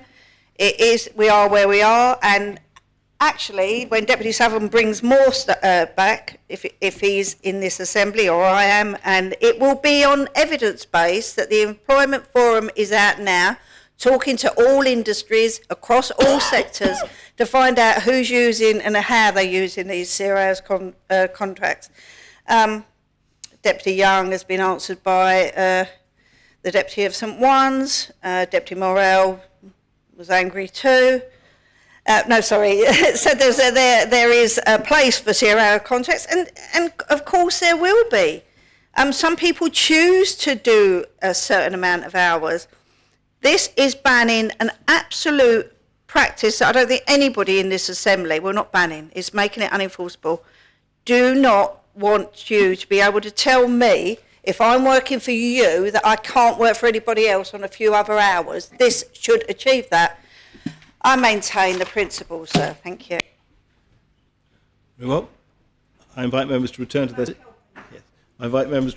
seats. The vote is on the principles for this legislation. I'll ask the greffier to open the voting and members to vote.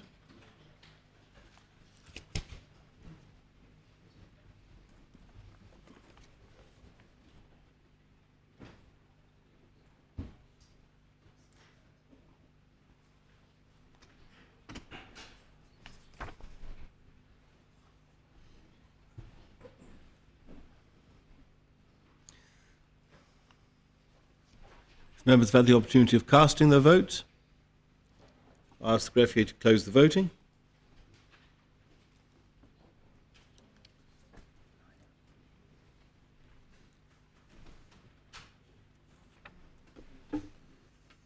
The principles have been adopted. 45 votes for, no votes contra, no abstentions. Deputy Hegarei, your panel doesn't wish to call this in, or does wish to call this in? No, thank you, sir. We're happy to support this amendment. Well, how do you wish to deal with the matter in second reading? On block, sir, yes, there's very small, just one really article, thank you. Is the matter seconded for second reading? Does any member wish to speak in second reading? No member wishes to speak in second reading.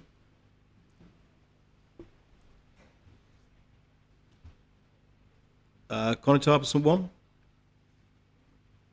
Thank you, sir. And yes, just to say I'll be supporting the articles, and just to point out to members, I've circulated a note to them saying that states zero-hours contracts do not contain an exclusivity clause.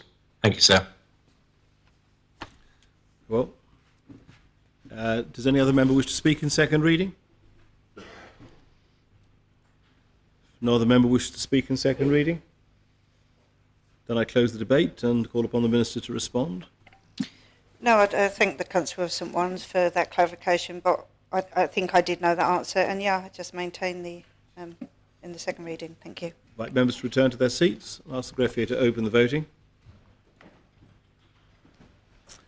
Vote is on the articles in second reading.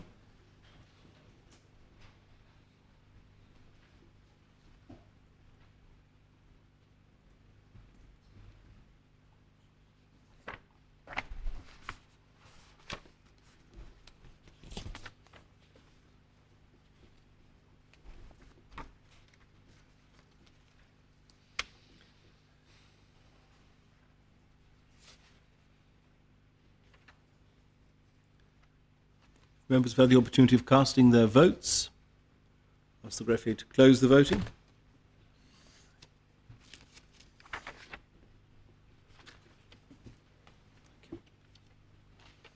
The article's been adopted in second reading, 44 votes for, no votes contra, no abstentions. Do you wish to deal with the matter in third reading, Minister? Yes, sir. Is the matter seconded for third reading? Yes. Does any member wish to speak in third reading? No member wishes to speak in third reading? Then I close the debate and I ask the greffier to open the voting.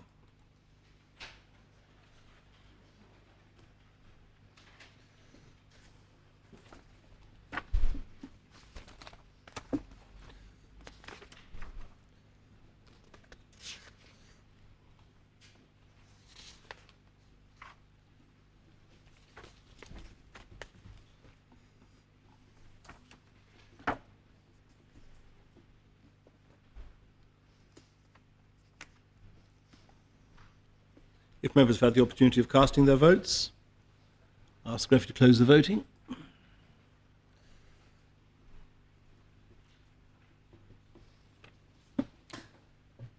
The law has been adopted in third reading, 43 votes for, no votes contra, no abstentions. The next item of public business is the draft income tax amendment of the law Limited Liability Companies Jersey Regulations P25, lodged by the Minister for Treasury and Resources, and I ask the greffier to read the citation.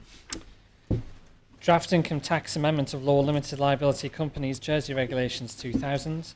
The states make these regulations under Articles 143 and 143A of the Income Tax Jersey Law 1961. Minister. Thank you, sir. The Assistant Minister, Senator Gorst, is dealing with this one. Thank you. Senator.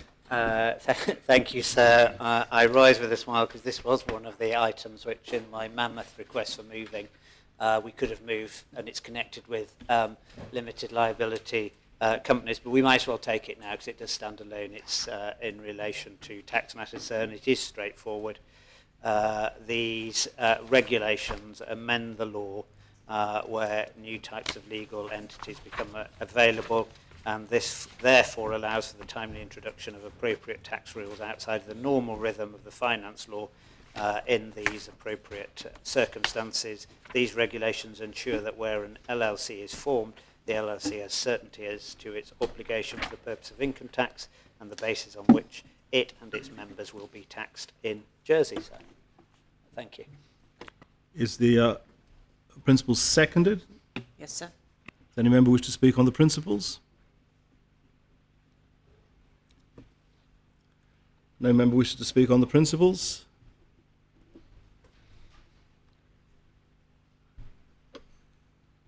Then I ask the greffier to, I close the debate and ask the greffier to open the voting.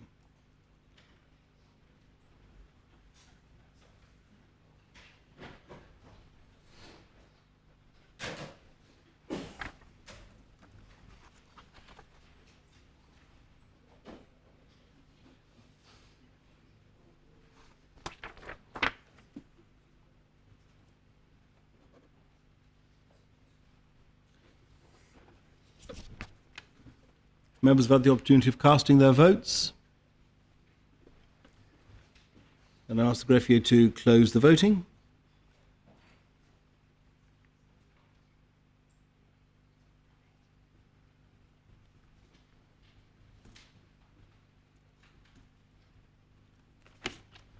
The principles have been adopted, 37 votes for, no votes contra, no abstentions. Senator Moore, does your panel wish to call the matter in? No, thank you, sir. How do you wish to deal with the matter in second reading?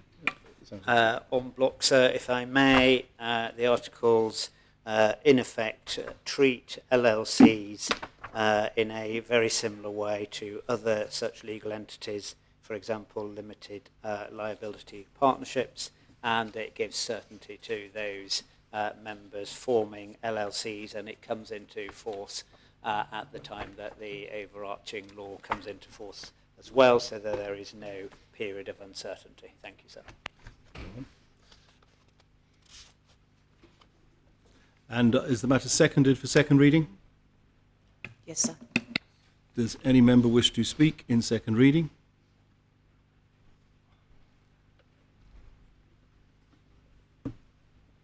If no member wishes to speak in second reading, then I close the debate and ask the greffier to open the voting. Call upon members to return to their seat and ask the greffier to open the voting.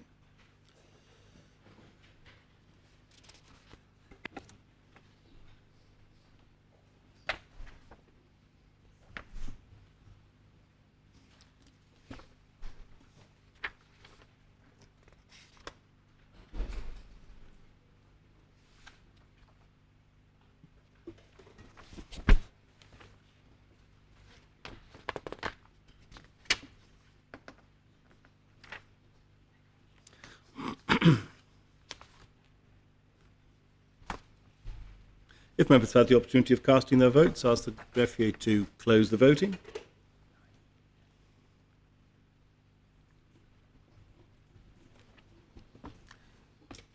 The articles have been adopted in second reading, 38 votes for, no votes contra, no abstention.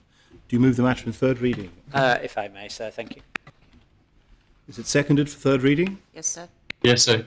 Does any member wish to speak in third reading? No member wishes to speak in third reading? I close the debate and invite members to return to their seats and ask the greffier to open the voting.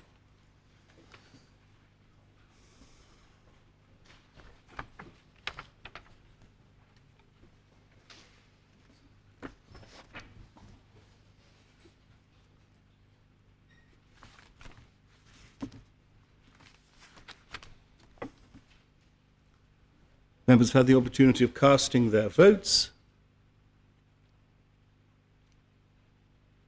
And ask the greffier to close the voting.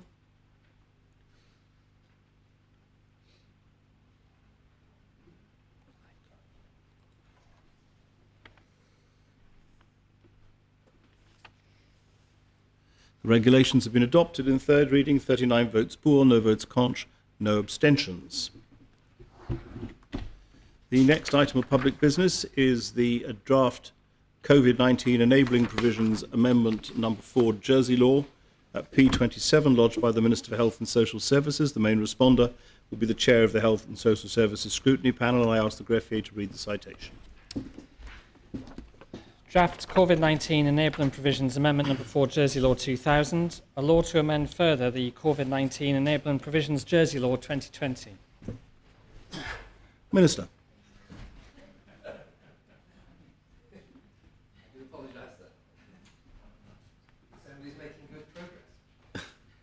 Well, up to now, Minister, yes.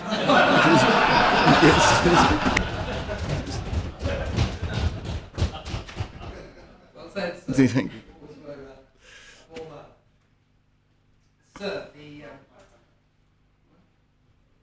sir.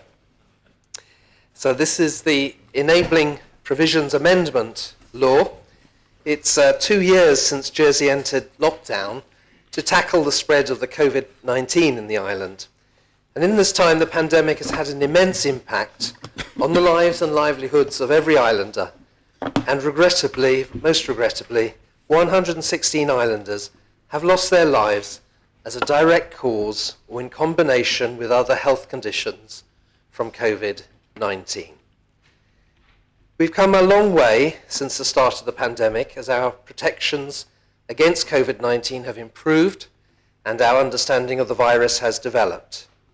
The continuing delivery of the vaccination programme and islanders' willingness to be vaccinated and take sensible precautions whilst enjoying their freedoms means that we're in a very different place today, with the resulting reduction in severe illness and less disruption to critical services. But it is the case that despite our strong progress, the pandemic has not come to an end. It's not been declared to be ended, though it might be said we are in a post-emergency phase.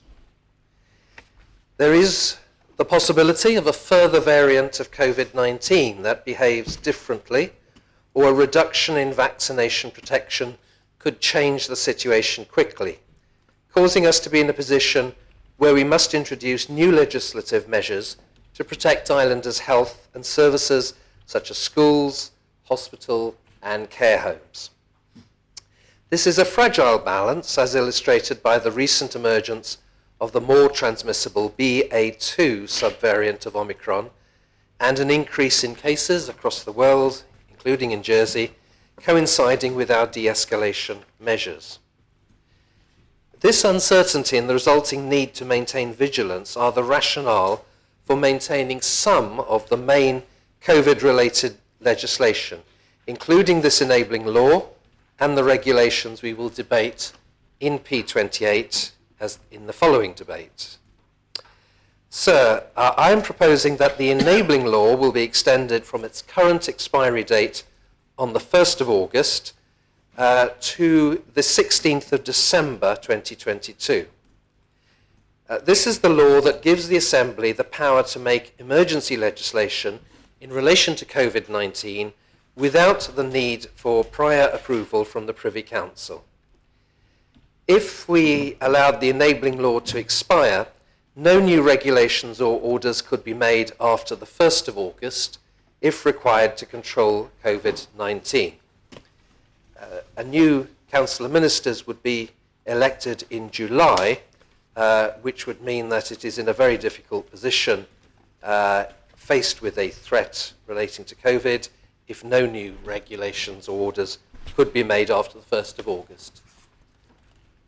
Of course, that's some months away, but it's necessary to extend the expiry date now because there's an inbuilt delay to any decision around any further extension of the enabling law. So where the Assembly votes on an extension to the law, although the amendment only comprises the substitution of one date for another, it must pass through the Privy Council process for royal assent, because it is a law, and then pass back to the island for registration in the Royal Court before it can take effect. So it is the case that Privy Council will be asked and will ultimately decide whether the power given to us should be extended. We cannot be certain of the time needed to take those steps through the Privy Council, so it's prudent to act now, especially as we will be entering the pre-election period in May and holding the general election in June. The extension of the enabling law will also enable the next Council of Ministers to review the need for legislation once the post-emergency strategy has had time to embed itself and to form a better understanding of the data and to bring any potential changes to the Assembly. So I recall the debate last November, when we last extended the law. Members raised questions about the human rights implications of extending this enabling law.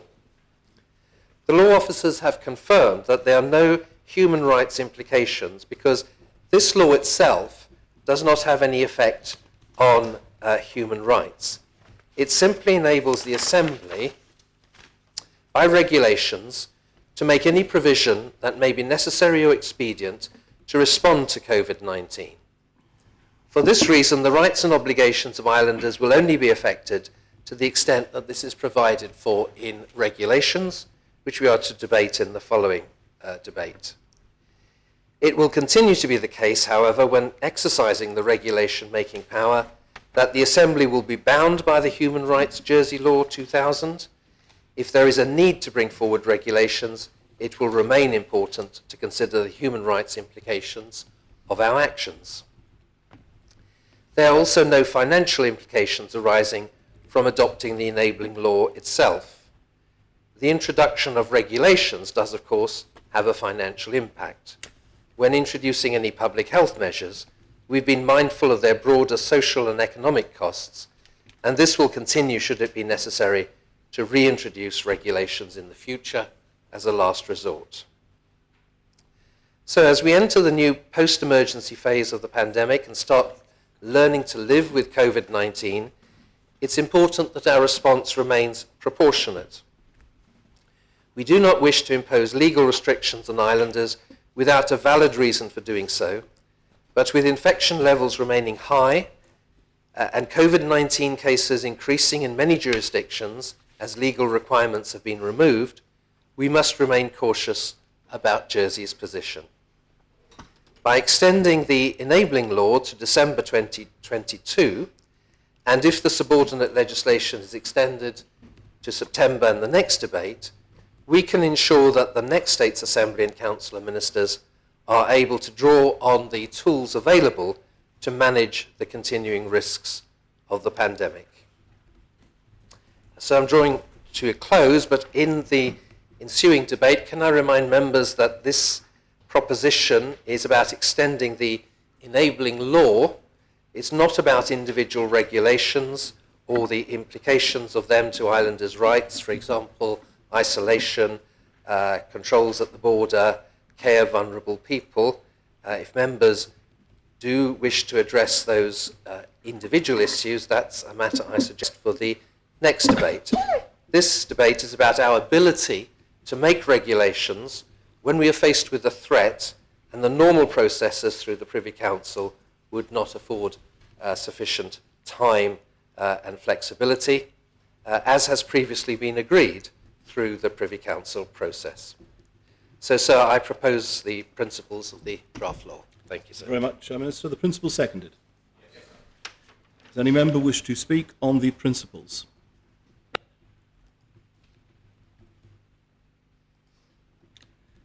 No member wishes to speak on the principles. Deputy Ward. Yeah, so thank you, sir. So I just want to check a couple of things, and this might be a question to the SG more than anything. These currently expire on the 1st of August. I note that the Council of Ministers will be in place by the 11th of July. The elections will have taken place in this Assembly, whoever that may be. So there is time for a new Council of Ministers between the 11th of July and the 1st of August, and they will have these powers. My question is whether we need to extend it until December. And I would ask the SG that if they did expire on the 1st of August, what would be the process if they were needed again? Because we quite rapidly instigated these powers when they were needed with the first COVID outbreak. Because I have serious concerns, sir, about extending powers to a new assembly, we don't know who they are, to enable rules on our island that limit people's movement and freedoms and abilities to do certain things when we don't know who those people will be. And I understand what the Minister's point. I listened carefully to what he was saying. But in the back of my mind, and perhaps it's just me, but so I do have a concern about extending powers through a time of uncertainty when there will be a Council of Ministers in place that we will have certainty on, good, bad or indifferent, by the 11th of July, because that's looked through my calendar when there will be. And indeed, by the 16th of July, all panels and chairs will be in place as well in the new Assembly, which is one of the good things I think about the new Assembly. It would be quicker. So I don't know about supporting these enabling provisions extension in this way. Perhaps if it was an extra month until the end of September, I would have been happier, but December is a long time and takes us into a winter period with distinct powers without involving the Privy Council for the new Assembly. So I think what I've vocalised there are my concerns. I don't know if I have the answers, sir, but I do have some questions as to what will happen if these do expire and how long it would take to actually reinstate something if it was needed. I suppose the question I'm asking is, do we have to extend these, or could we, as necessary, instigate powers like that again rapidly? If that makes sense. How long would it, if there were no such powers in existence, how long would it take a new Council of Ministers to bring these kind of enabling provisions into effect? That's the essence of the answer. Particularly so given the fact that they would still have those powers in for around 3 weeks by the time that the Council of Ministers was installed, so to speak. I suppose the question boils down to, can you do it in 3 weeks? Partly, and if not, how long would it take? Yes, sir. Thank you. Do you feel yourself in a position to answer that, Mr. Solicitor? Well, only from experience in the last 2 years in dealing with COVID legislation. No, it can't be done in 3 weeks. From a proposition being adopted to enact legislation in this Assembly, my memory in the last 2 years has been that one waits something in the order of 3 months and more to get Privy Council, royal assent through the Privy Council. So if this law is allowed to expire on the 1st of August, one would have the job then of getting a proposition before this Assembly, having it voted on and passed, and then having to seek royal assent through the Privy Council. So it's a lengthy process. Very much. Did you have a further question? Yes, sir, sorry. Because we're not in the same place as we were at the beginning of COVID, because we've been through it before. And the law's here. It's been drafted. Everything's drafted and ready to go, so to speak. We know what it would need to do. The framework, so to speak, has been set up. And would that not enable the process a little? And are we not talking about a different place, I suppose, sir? That's the comparison, I suppose, I'm considering. Thank you, sir. I don't think I can speak for the next Assembly as to what form it would think the legislation should take. So I'm afraid I can't really answer that question, other than to say with some certainty that 3 weeks would be a pretty unrealistic time frame.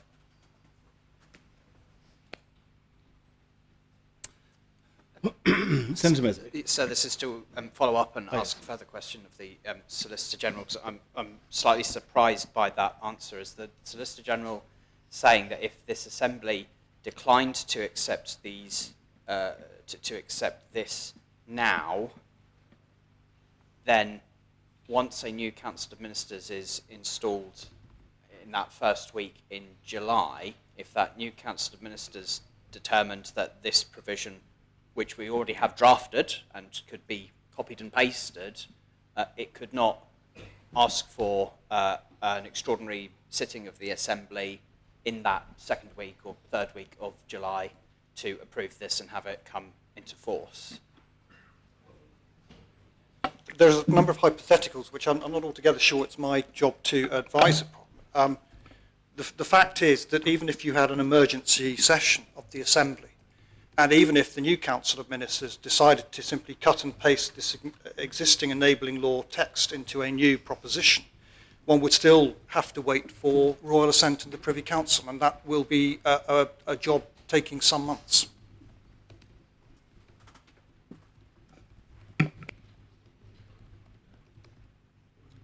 Well, does any other member wish to speak on the principles?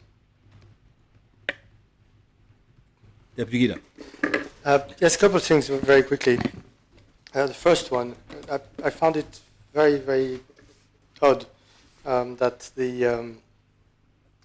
that Deputy Ward questioned the next Assembly, because if there's only one thing we know about it, is that it's going to be democratically elected, and that it will be running the island. So to question whether whether we're giving it too much power here is a very, very, very weird question. The next Assembly is going to run the island because they will have been democratically elected by the people. This is not something that is in question. So we will have to trust them, whether we want it or not. We will have to trust them with all sorts of things, including this law. And I'd just like to repeat one last time, this is not about the Assembly. This is about a royal assent. This is because it takes between 3 and 6 months to get royal assent, and that means that we will be without this law for at least 3 months, just while we're changing governments. This means that if anything needs to be done urgently, it will not. In fact, I may be able to scare this Assembly a little bit more. The only way to do something would be to actually declare an emergency and have the Emergency Council take action.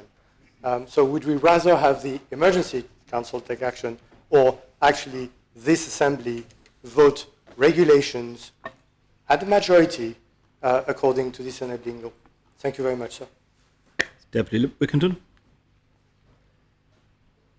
Thank you, sir. I think that might be my speaker.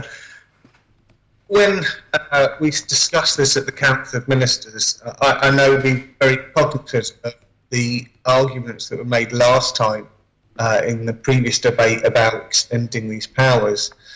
And I was there to the Minister for Health that I think it's right to bring it to this Assembly so that they can make a decision.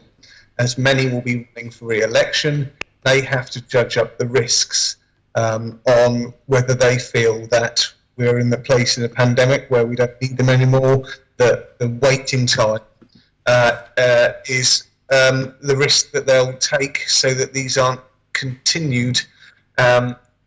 So I think it's right that it's here today, that we debate it, and it's a choice of this Assembly where it goes forward.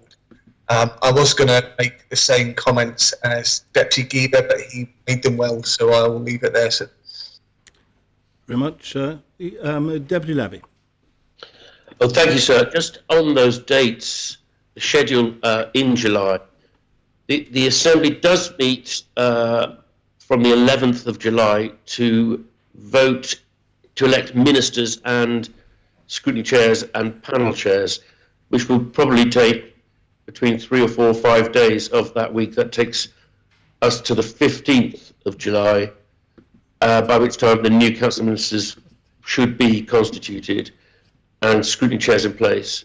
And then there's one further meeting on the 19th, Tuesday the 19th of July, for all the members of the panels and committees, just so that we're clear.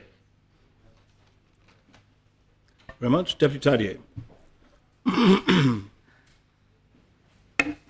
So I'm aware that this is just one part of a package of laws that are coming forward, and I do think that Deputy Ward is onto something. I would like to open the debate up slightly. I've just sent a tweet saying, can we open the windows, the Overton windows, please, because it's getting quite stuffy in here. And what we've seen, I think, in at least someone's starting to chuckle, someone got the reference. My concern is in all of this is that how quickly we forget that we're dealing with emergency powers here. We put in emergency powers that severely restricted the public's ability to go about their daily business for what's going on a period of 2.5 years now. And I'm not saying that's right or wrong. I think the judgment was made at the time based on the science. And we're now at a completely different position. We're effectively, and I'll no doubt get shot down for saying this, but it's, and you'll excuse me if there's some cognitive dissonance when it comes to the COVID response. We're effectively at the end of COVID because the government response at least is go back to business as usual. And what happened is that a lot of people who had avoided COVID successfully for 2 years all got it straight away. And you realise, not very nice, is it, if you've got some or all of the symptoms, but you get through it, and I'm sure there are others for whom it would be very serious if they did get it. So quite rightly, and they live as if they've been going through COVID, especially if you've got an autoimmune problem, whatever it is. They were doing this already before COVID. They were wearing masks, they were taking precautions, they were staying at home. And we're talking now about extending emergency powers into the next assembly and to the end of the year, when effectively the government's, I don't know what the English expression is, but in French you say baisser les bras. It means that you kind of put your arms down, you give up hope, and you're at the end of it because you've taken the strain. So I was very sceptical about some of the impositions that we put on in the first place. And if we think back to what we did, we were telling people 2 years ago in 2019, 2020, I think it was, who didn't have COVID, but that came into contact with somebody, that they had to stay at home for 14 days and they weren't even allowed to go out of their own house into their own gardens. And then we got to the point after that where we said, even if you do have COVID, you can go out for 2 hours a day. And it was on the basis of these laws that we passed, which we're now extending. And for me, and I talk about the Overton window because in the past, and I'm not a radical libertarian incidentally, I consider myself as somebody who looks at government power and always questions it and asks for the power to be justified, especially when it infringes on civil and individual liberties. And in the past, you'd have had lots of that debate going on from people on the left, right, who considered themselves to espouse libertarian views. Now we don't get any debate at all. The Overton window is shrunk to the point where even if you suggest, and I'm not a COVID denier incidentally, I've had it, I've had my 3 jabs, didn't do much good to me, but I still had my 3 jabs. And of course, yeah, I'd have, yeah, we'll see, won't we? We'll see what the truth is. It's not like any other disease where you normally have your injections and you're okay. It's a different type of illness, apparently. The truth is we don't know if the jabs were effective. I could have not had them, and I might have been all right. We don't know these points. But we don't make the basis of extending these emergency powers now at the end when we're giving all these mixed messages to the public, sir. So for my part, I won't be supporting these, this one or the next one, sir. Deputy Pamplin. Thank you, sir. I rise as Chair of Health and Social Services Scrutiny Panel, who has, over the last 2 years, scrutinised the whole matter quite heavily, and the Minister when bringing forward those emergency regulations. And I want to cast members' minds back to 2 years ago, when we all had to scramble up to Fort Regent with the reality in front of us that we did not have, sir, the public health law requirements needed to protect our islanders when we were dealing with an unprecedented pandemic on our doorstep in real time, in quick time. And we all had to very quickly grapple with legislation overnight in 24 hours. And we did that over a period of weeks at a time when we didn't know what we could potentially be dealing with. This has always been a public health emergency. And what I mean by that is it is about protecting the lives and livelihoods of others, while also taking those precautions for yourself and your direct loved ones. And as the previous speaker spoke, 2 years later, we don't have the full picture of this virus, but we do have a better one. And we are now dealing with the second variant of the Omicron variant that we were only debating what we would be doing in December. And it is clear by the science and the latest technical reading that I read this morning that this Omicron variant is binding to people's cells differently to the first variant that we were dealing with 2 years ago. Therefore, we still have a duty and a right to ensure that those people that would come into contact with this variant would get the same sort of symptoms and struggle as if they did 2 years ago. And we do not have the data yet about the efficacy rate of the vaccinations and how long they last. And therefore, as we go through correctly the right procedure currently to ensure that those vulnerable members of our society are getting protected now, it is the right thing to do over the next few months as we see, because remember, members and sir, that we always have been weeks behind the current waves that are going around the world. So it is our duty, I believe, that because of the timing, and this is a technical point which I think the Minister made at the beginning of his speech, due to the upcoming elections, sir, and then the time periods to vote through, from recollection 4 years ago, that is a time-consuming case. Council ministers have to get together, then suddenly there's a break for the summer holiday. Surely it makes more reassurance that this enabling law can carry through, so therefore what we get to in the next debate, we can go forward with the regulations that are required and needed, if the island does struggle, and I don't think it will, but I think it's our duty and responsibility. So I just wanted to, I hope that was helpful to members of where we are currently in the pandemic. We are obviously in a much better place, but we have to remember that if we have not learned anything from acting quickly and taking our responsibilities, then we have learned nothing in the last 2 years. So I just urge members that we support this enabling law. It makes common sense. It gives a good sounding platform for whoever is here after the election to get things right and to keep the good work that's going forward. That's all I wish to say. Thank you. So may I ask another question of the SG?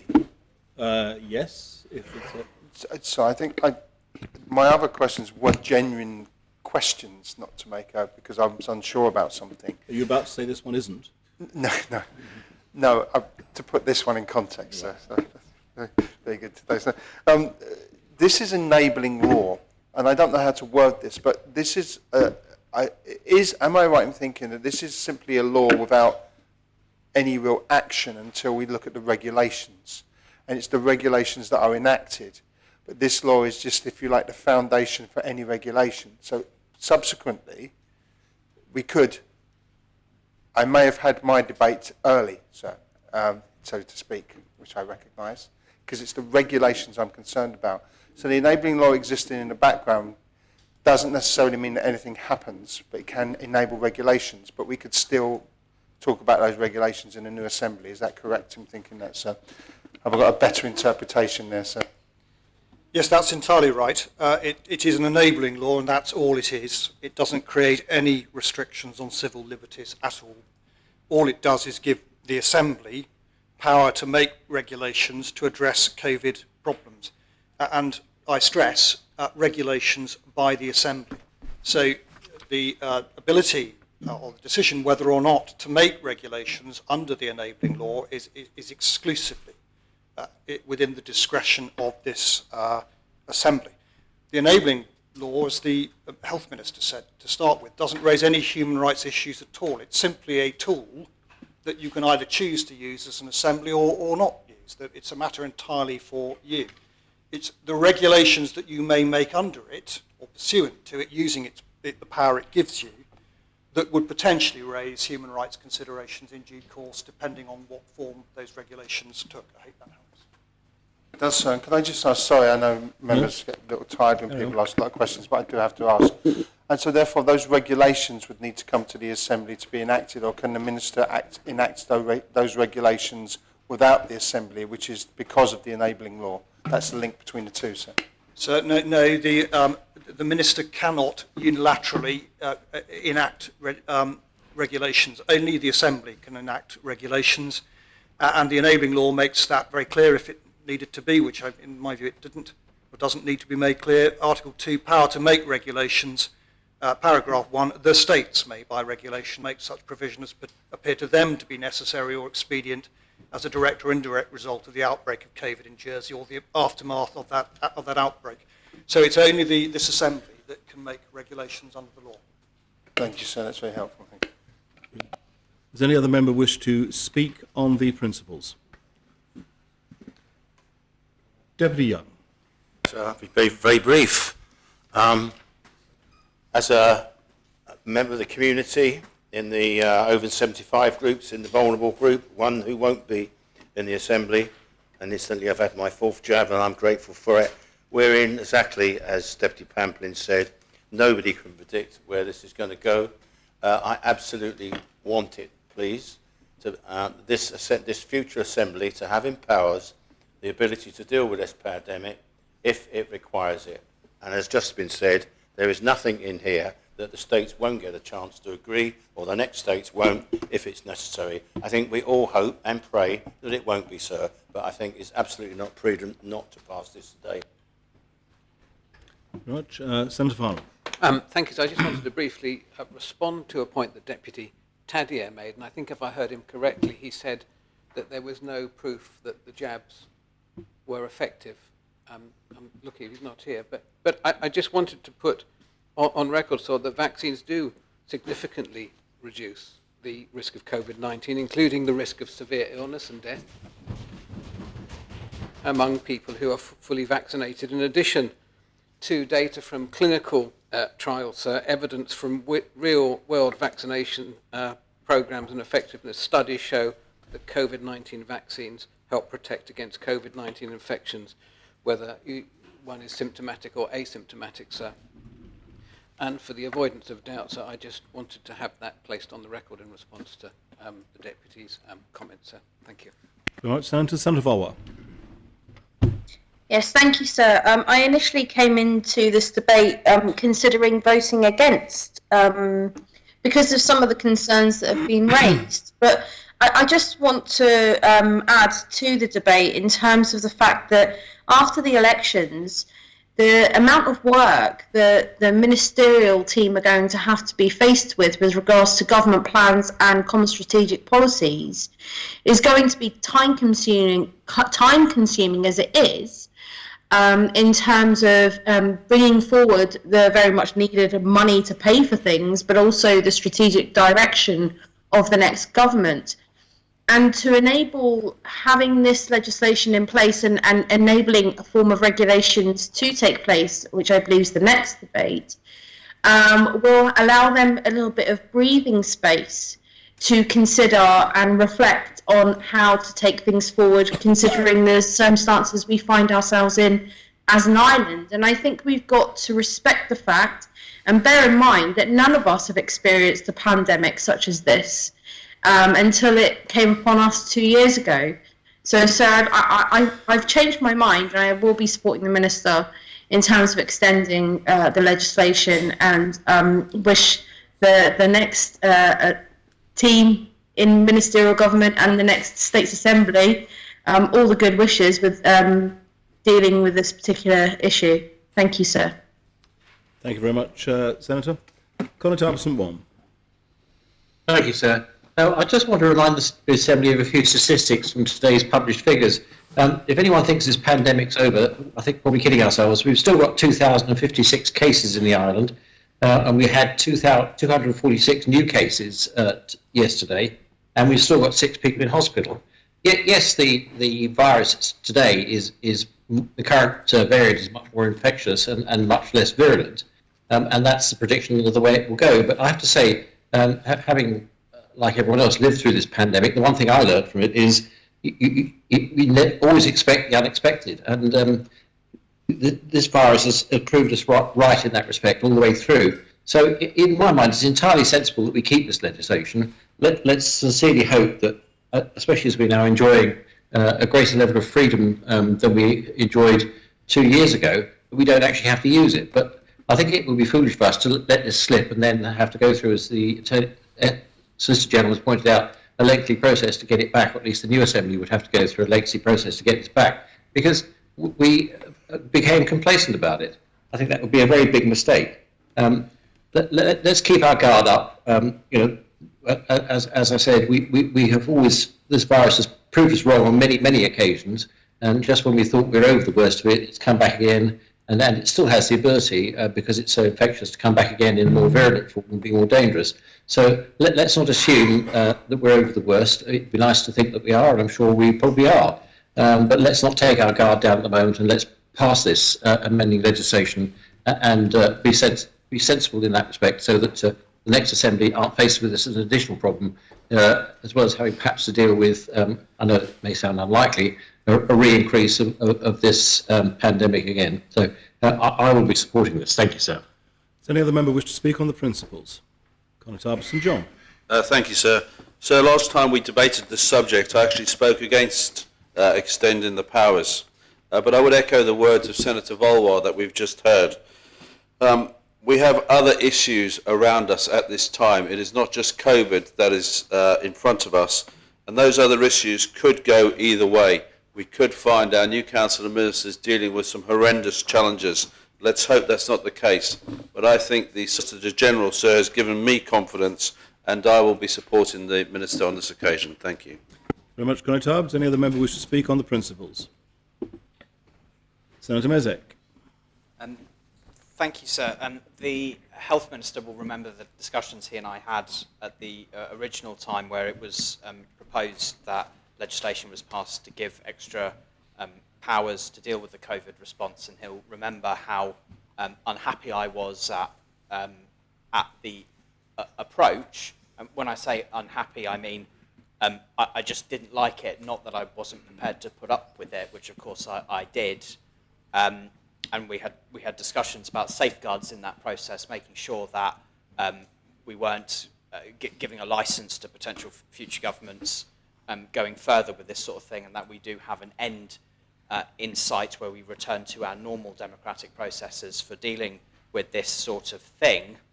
And I, like Senator Valwar, had come into this debate presuming that I would vote against this.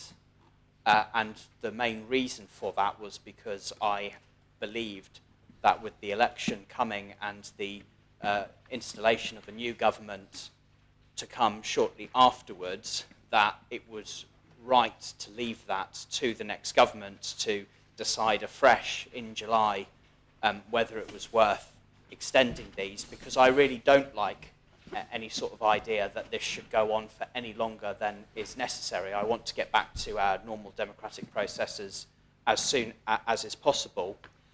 I have changed my mind, and at this point I'm likely to vote in favour of this. And it was asking the Solicitor General questions on this and understanding a bit better what the process would be if something happened, something unpredictable in the next few months that would mean that these powers became necessary again, that it would be very difficult to do that, not just in terms of the time frame, but if we were to try to expedite that, that would be a very difficult process as well. But that, I think, doesn't mean that we have to use those powers in the meantime, and there is a serious debate to be had on the next item on the agenda as to whether we're happy for those to continue on just now when we are supposedly meant to be returning to normality. At the start, it was much easier to justify the changes in process and giving extra powers because we were facing an unpredictable virus and we had no vaccine, we had no antiviral drugs to mitigate its impact. And that situation today is very different. The vaccine is extremely effective. We have seen the statistics that show that. And of course, we have antiviral drugs as well for those who may still get COVID and end up suffering from it. So we are in a different place today than we were then, which means we have to think much more carefully about whether these powers are necessary. I'm hoping that the day comes where they're not necessary as soon as possible. The only reason that I'm now inclined to support it is, I think, because of that election timetable not being what I initially thought it was when I had entered this debate, where I thought it might actually be justifiable to say no at this point, but leave it to the next government. But that does not mean that my support for the next item on the agenda is assured. There should be a debate on that, because it's not a good thing that these powers are being extended. It's not something to celebrate, and it's not something to think ought to continue on as normal. And we still have a strong role to play in holding the government to account and making sure that it is defending civil liberties and that it is acting proportionately, and that just because we've given them the enabling power doesn't mean that they get carte blanche after that to use the powers however they seek. Thank you very much, Senator. Does any other member wish to speak on the principles? Deputy of St Martin. Thank you, sir. And I too am grateful to the solicitor for his clear advice on two issues. First one is that if we let this enabling law lapse, it will take 3 months to get it back from the Privy Council. And the second one is that the enabling law is exactly that. It's an enabling law and does nothing else on its own without the regulations that come back to this Assembly. So, sir, I'm very content, and I do not want to put the next government, the next Assembly, at risk of not being able to act should they need to, and I'll be voting for this. Thank you. Does any other member wish to speak on the principles? No other member wish to speak on the principles? I close the debate and call upon the Minister to respond. Thank you, sir, and I thank all those members who have spoken, and I thank particularly the Solicitor General for his very clear advice and assistance to us. And I thank those members who've said that they've got it, they've changed their minds because they understand the risks involved for the moment. That's Senator Valois, the Constable of St John, Senator Mezek. Yes, I hope we have, by this discussion, come to an understanding that it would be irresponsible of us to leave the next Government and States Assembly in the lurch when they're not thanking us for having to sit through hastily convened emergency sittings in July, immediately after they've come into power, taken their seats, trying to get to grips to an understanding of how we, as a previous Assembly, have dealt with COVID, and deciding what might they have to do in the face of a threat which is manifesting itself at that time. So I hope we're not going to be in a position to let everything lapse now and say that that's for the next Assembly in the few weeks at the end of July, when we know that they're not going to get Privy Council approval, so they will go into into August and September at risk without legislation until they can get something approved by the Privy Council, which would then only be an enabling law, which would mean they would have to sit again to pass specific regulations. So this is to assist. It is only an enabling law, as has been said. There's no powers given to ministers. It is a power given to this Assembly to renew the safeguards and the protections we have in place which we will come on to on the next debate. So I'd just like to reply to Deputy Tadier, though I thank Senator Farnham for his words. This is not the end of COVID, as Deputy Tadier might have suggested. I don't think there will be an end of COVID. COVID is with us and the whole world. We are going to be living with COVID. So Deputy Tadier said he didn't know whether his jabs were effective. Well, I can tell the Deputy, his jabs, his 3 jabs, each time he has attended on those 3 occasions at the vaccination centre, a wonderful vaccination centre at Fort Regent, and I thank the staff for attending to him and to us, and they have delivered, thank you, sir, they have delivered immunity to him, which has enabled his body to fight off the worst effects of COVID. If he had not had those 3 doses, our Deputy Tadier would have been at far greater risk of mortality, would have been at far greater risk of serious disease, but we have him here because he's avoided those risks, because he's chosen to be vaccinated. And I thank him for that, and I hope he will acknowledge the benefits that vaccination gives us. And perhaps I might ask any officers who are listening to circulate to members the link to a public health report that was brought out, was it the beginning of the year or just before Christmas? This is Jersey data reflecting on the numbers hospitalised in the last 6 months of the year, which showed that that persons who were unvaccinated or only had a single vaccination were 13 times more likely to be hospitalised than persons who were fully vaccinated. That shows the benefits of vaccination in reducing the effect of serious disease and mortality. I agree, sir, with Senator Mezek in so many respects that we will need, as soon as possible, to bring an end to this way of doing things.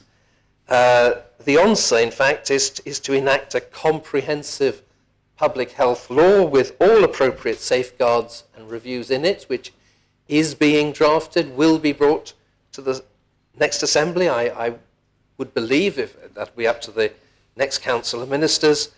That's how other jurisdictions operate, and that is what we need instead of a law, a very short law based following a cholera epidemic in town in 1934.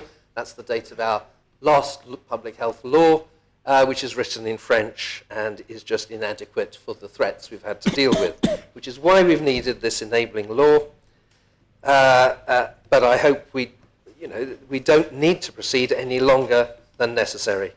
But this enabling law doesn't mean we have to exercise powers, but it gives the future States Assembly the ability to manage COVID faced with an increased threat. It's still an unpredictable virus. There is a possibility that despite our good vaccination record, a new virus may somehow evade a vaccine, not be as effective against the present vaccine. But we don't know. It might all just go swimmingly. But there's no need to take the risk. I would ask members to adopt this extension, and I call for the appel, sir. Thank you. As called for, I invite members to return to their seats, and I ask the greffier to open the voting.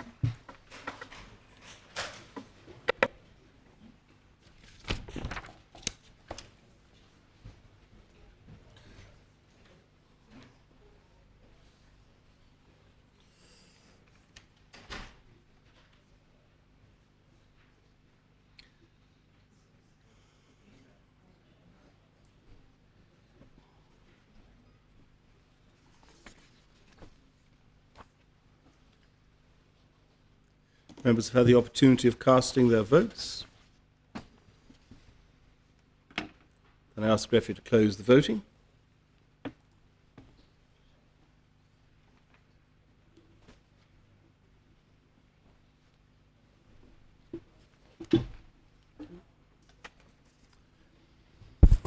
The principles have been adopted. 41 votes pour, 3 votes contre, and no abstentions.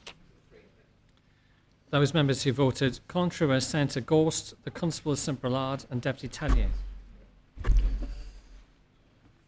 Very well. Does your scrutiny panel, Deputy Herrera, wish to call the matter in? No, thank you. As chair of the panel, I'm fully supportive of the Minister. Thank you very much. How do you wish to deal with the matter in second reading, Minister?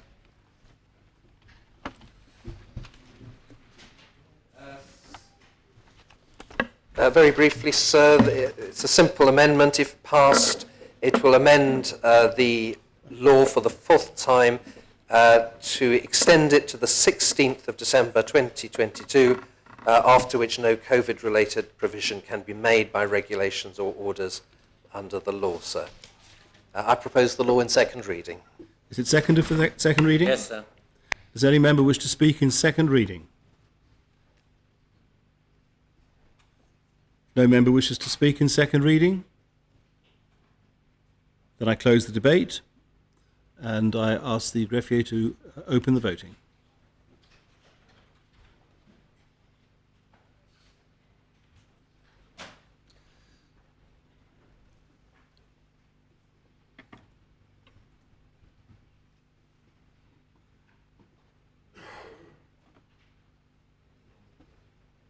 Members have had the opportunity of casting their votes. Then I ask the greffier to close the voting.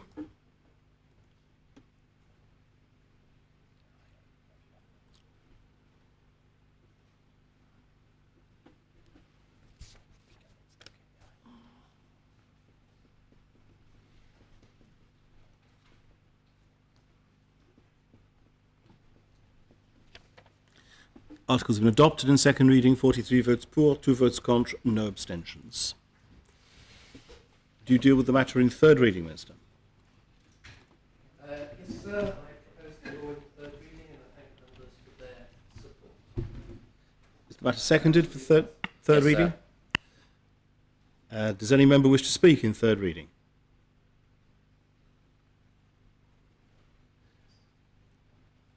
No member wishes to speak, then I close the debate. The appel is called for. I invite members to return to their seats and ask the greffier to open the voting.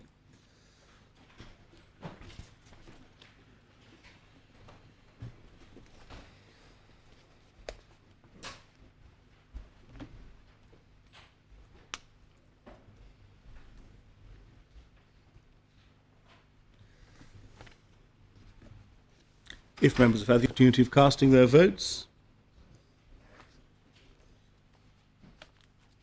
then I ask the greffier to close the voting.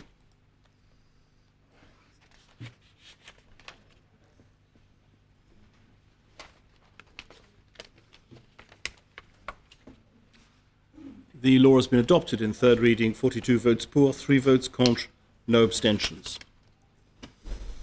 The next item of public business is the draft COVID-19 amendments extension to September 2022 Jersey Regulations P28, lodged by the Minister for Health and Social Services, and the main responder will be the Chair of the Health and Social Services Scrutiny Panel, and I ask the greffier to read the citation.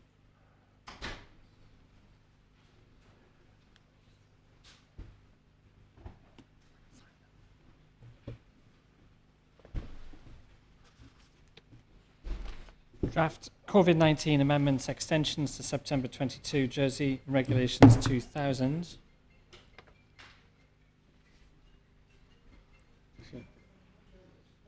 The states make these regulations under Article 2 of the COVID-19 Enabling Provisions Jersey Law 2020. The usual fine obtains, of course, Senators, I'm sure you understand. Greffier, will you take the chair, please? Given the time, will you run this to the close? Yes. And if you just switch off my computer, I'll do it in the morning. Is that okay?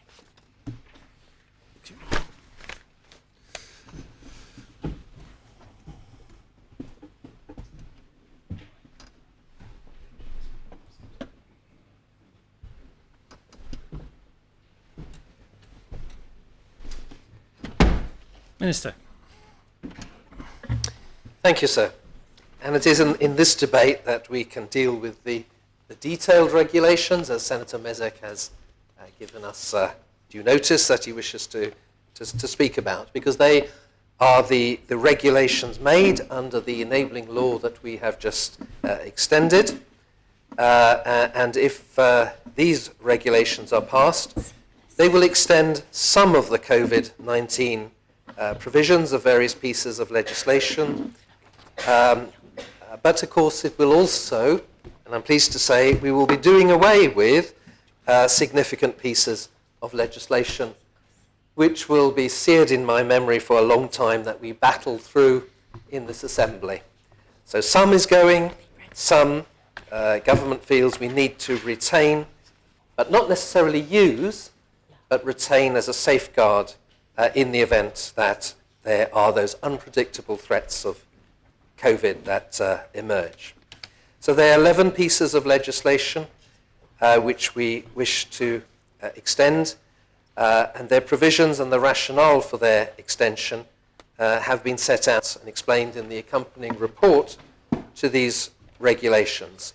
And they seek to extend each piece of those 11 legislative provisions from its current expiry date, which is the 30th of April, for a further 5 months only to the 30th of September 2022. So no longer than the 30th of September 2022, because I believe after that time any new Council of Ministers will know which regulations it may wish to continue with, if appropriate, and be in a position to come to a new Assembly with a proposition for extending or bringing new regulations. So this is the 4th time we've sought to extend the legislation for a limited period to manage COVID-19 in the island. We acknowledge the exceptional nature of these powers, which is why they're under the aegis of the Assembly. It is the Assembly that gives the ministers powers and the Assembly that can withdraw those powers. And our objective is to remove legislation and relinquish powers when it's safe to do so based on the public health risk, because none of us who are involved in managing COVID, I'm sure in all members of this Assembly, we've no wish to retain restrictions on islanders' personal liberties for any longer than necessary. So we've said we've found ourselves in a strong position due to the high uptake of vaccination and the seemingly reduced risk posed by the dominant Omicron variant. So we've shifted our focus away from government-led measures to a situation where islanders take greater personal responsibility for managing their health and ensuring their actions minimize the risk of COVID-19 infection. And it's because of that that I believe, indeed I'm proposing that several pieces of legislation will simply be allowed to expire on the 30th of April, as was planned when we last debated an extension. And that includes legislation relating to workplace restrictions, that the power to close certain industries and venues such as gyms, restaurants, shops, retail, all that is going to go. Also to provide contact tracing information, no longer necessary. Require customers and staff to wear a face covering whilst in indoor public spaces. I'm not proposing that be renewed. We'll do away as well with legislation on controlling gatherings. Remember, you couldn't have anyone in more than 10 people in your house. You couldn't hold a party. Problems if you wanted to hold a children's party. How many adults, how many children could you have? All that will go. And legislation on social distancing can also be removed. Remember when we said that you couldn't be within 1 meter of somebody unless you were living with them? We don't need any of that anymore. We rely on islanders to take responsibility for managing their health and the risks of COVID. These have been some of the most restrictive measures we've implemented over the course of the pandemic, and we're certain it's no longer proportionate or necessary to maintain those legal provisions in the context of our strategy of de-escalation. But as we've spoken about, whilst we may be in a new post-emergency phase, the pandemic is not over. So we must be prepared in case there's any deterioration in the situation, and this includes being able to draw on certain pieces of legislation which we should retain to manage the ongoing risks and prevent disruption to essential services such as in schools, the hospital and care homes. So, for example, we are proposing to retain the screening, assessment and isolation regulations, which allows us to enforce isolation on anyone as a public health measure, which is still currently in force, and members will know we have said that that will continue to the 30th of April, and thereafter we propose that it no longer be something that we use, but we would still wish to retain that power should a risk emerge that needs that degree of control. If a new variant of concern were to emerge, then it may be necessary to reintroduce also our safer travel policy at the border, assuming it emerges outside of Jersey, to provide us with time to deliver a further vaccine booster or take other action. So I wish to remind members that most of the legislation will remain suspended, even though on the statute books, and can only be reactivated by ministerial order should the COVID situation require us to do so. A minister, which is usually the Minister for Health and Social Services, must be satisfied that doing so would be proportionate and necessary based on public health risk, and must take advice from the Medical Officer of Health as well as consult with the Council of Ministers. And I can tell members that there's been close consultation at all times with the Medical Officer of Health, with public health officials, extensive consultation throughout with Council of Ministers and CAM ministers, and I've also been grateful very often for advice from law officers on what may be proportionate and necessary at any given time. So all these steps provide appropriate safeguards and oversight when taking the decision to enact orders. So it's been over 2 years since the beginning of the pandemic. The context has changed significantly in those 2 years, and it's now possible to remove many restrictions safely and allow islanders' lives and livelihoods to return to normal. But at the same time, it's important to retain some legislation which we could draw on quickly and which reflect the policy changes we might seek to introduce, if necessary, to manage ongoing risk from the pandemic. I hope, therefore, sir, whilst I can understand the concerns people have about emergency legislation, nevertheless, I hope members will see that we've only exercised those when we have needed to and in line with advice, and remove them as soon as it is proportionate to do so. I hope that it will not be necessary to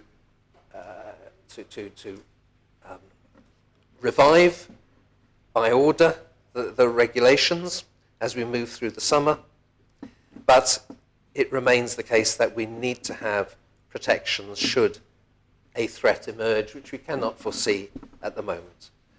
I hope, therefore, sir, these regulations, which extend only certain of our legislation to the 30th of September, will receive the support of members. And I propose the principles, sir. Thank you. Thank you very much. The principle seconded. Yes, sir. Does any member wish to speak on the principles? Sir, can I just ask advice? I have a particular issue with Regulation 4. Shall I wait for the regulations to come through? That's normally the best time if you've got a specific point about a specific issue of detail. But I do have a question regards all of the regulations. If they are extended, I think the Minister said that they are in the background, was the phrase that was used. So can we assume that they are not being used at the moment, but in the background, and at what point will they be considered to be used? Because we do have quite high COVID cases at the moment. So I think that's a question on principle, actually. Well, is that your contribution to the debate? Yes, sir, that is. Yeah. Thank you very much, Deputy. Senator Valois. Yes, thank you, sir. Could I just ask the Minister to explain why he deemed the 30th of September as the appropriate deadline date for this particular extension? And also, I would like to hear from the Minister's experience of dealing with this particular pandemic in terms of how he envisages handing over in terms of any form of legacy report or learning as a Minister for Health in terms of dealing with the pandemic for the next government, for the next States of Jersey Assembly, in order to assess and deal with these particular regulations. Thank you, sir. Thank you. Does any other member wish to speak on the principles? If no other member wishes to speak on the principles, then I will call on the Minister to reply.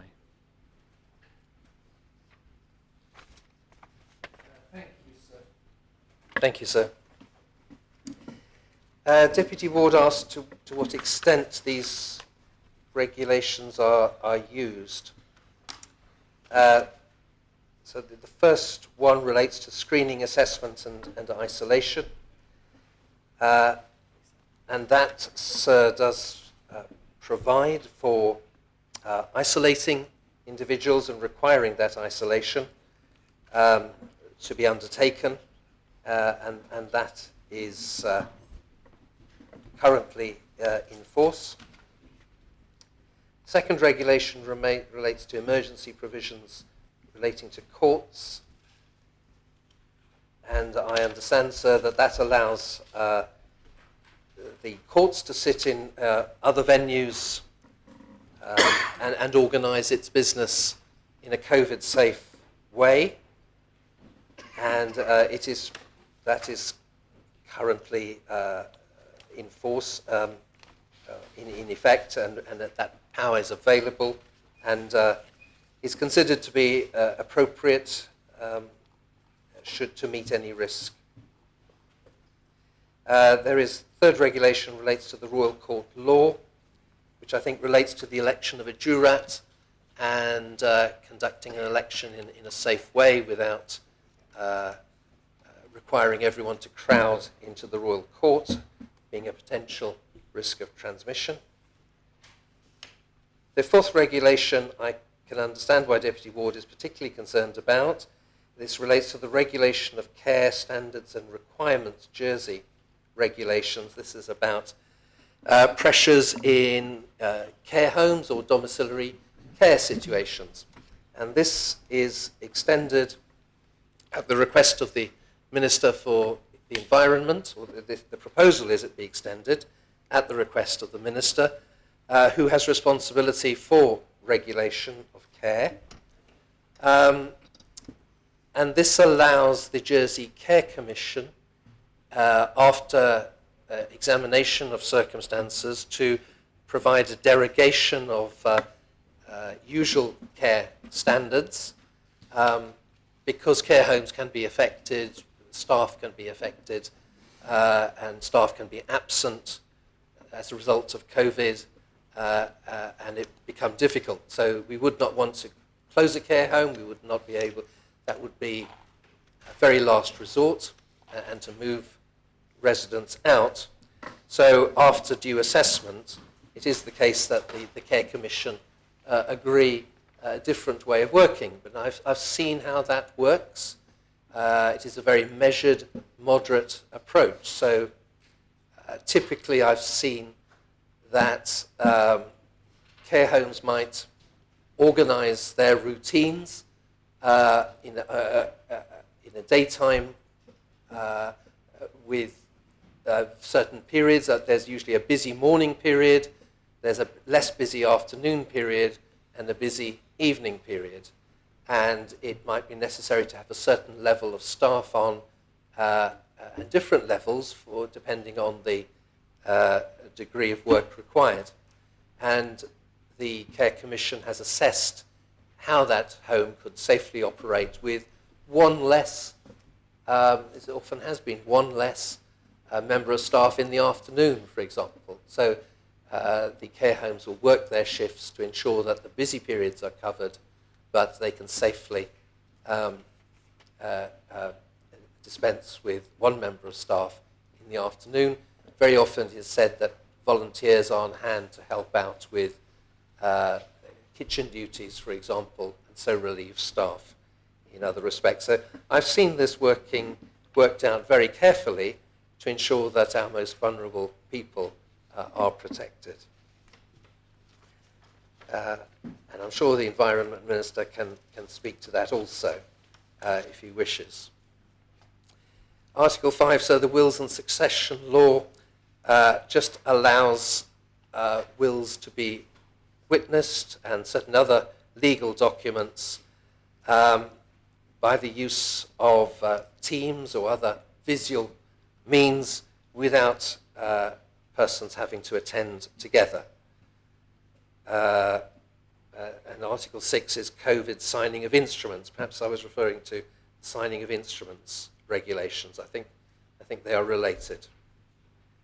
The Articles 7 and 8 and 9 and 10 and 11 are all brought forward at the request of the Minister for Home Affairs and relate to the conducting of marriages and civil partnerships, the registration of births, etc., because our small team of people who carry out those functions are clearly very essential to the island. If they were to contract COVID, then we would be in difficulty. So there are restrictions on say attendance at the public office, for example, and there are restrictions, well, there can be restrictions if these regulations were reintroduced on the normal, not restrictions, variations to the normal requirements around the procedures for marriage and civil partnerships. Again, sir, I'm sure the Home Affairs Minister could speak to those if he wished. It's simply that I'm bringing forward these regulations which fall under 3 ministers in one set of regulations. I hope that might help Deputy Ward. To Deputy Valois, why the 30th of September? It was our wish not to extend them as present ministers any longer than necessary, than it might be necessary for a new set of council of ministers to understand, to work out exactly what it needed and wished to do in relation to COVID and bring its own regulations or whatever measures it wished to the Assembly. And how I might hand over to another minister is an interesting question. There's no formalised process that I understand in any sort of regulation, but I would be very willing to meet with the next minister and give whatever assistance I can. But I make that offer. It's for the next minister to take it up or not. I'm not particularly precious about it. I will perhaps leave. I don't know. I will consult perhaps with officers as to what essential notes might need to be left. But certainly, we have the teams in public health that are not affected by the election. Thank goodness, they will continue their work. And they will be in a good position to give clear, consistent advice to new ministers. Thank you, sir. I propose the law in second reading. Thank you. Are you calling for the appel, Minister? Yes, sir, if I may. Deputy Young, before we move to the vote, So I think that was the principle. Can I just... Oh, yes, I'm mixing... Sorry. It is the principles. Yes. No, I knew it was the principles. So did you propose something else, Minister? I did, sir. I looked at the wrong sheet of paper. I'm sorry. I propose the principles. Yes, indeed. Fine. Well, that's what I thought you were doing, so that's good. Deputy Young? No, I thought we were on the articles, so... No. We're moving on to those later. The appel has been called for. members return to their seats, and I ask the greffier to open the vote and those online to vote using the chat.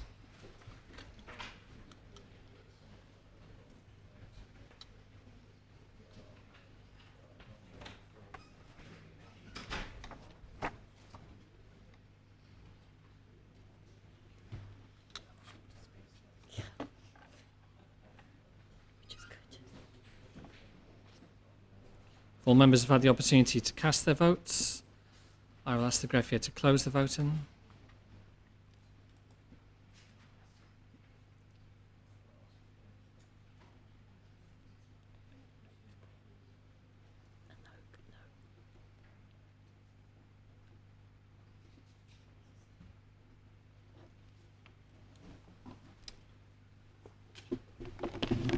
And the principles have been adopted. 41 votes pour, 2 votes contre. Can we have the two, sir? Those voting contre, the Connétable of St Brelard and Deputy Gardner. Thank you. Deputy Lehegrad, does your panel wish to call us in? No, thank you, sir. Thank you very much. Minister, there are 12 regulations. How do you want to deal with them? Well, so all 12 are the same. They simply extend the expiry date of the provisions in the items listed in the 12 sections from the end of from the 30th of April to the end of the 30th of September this year.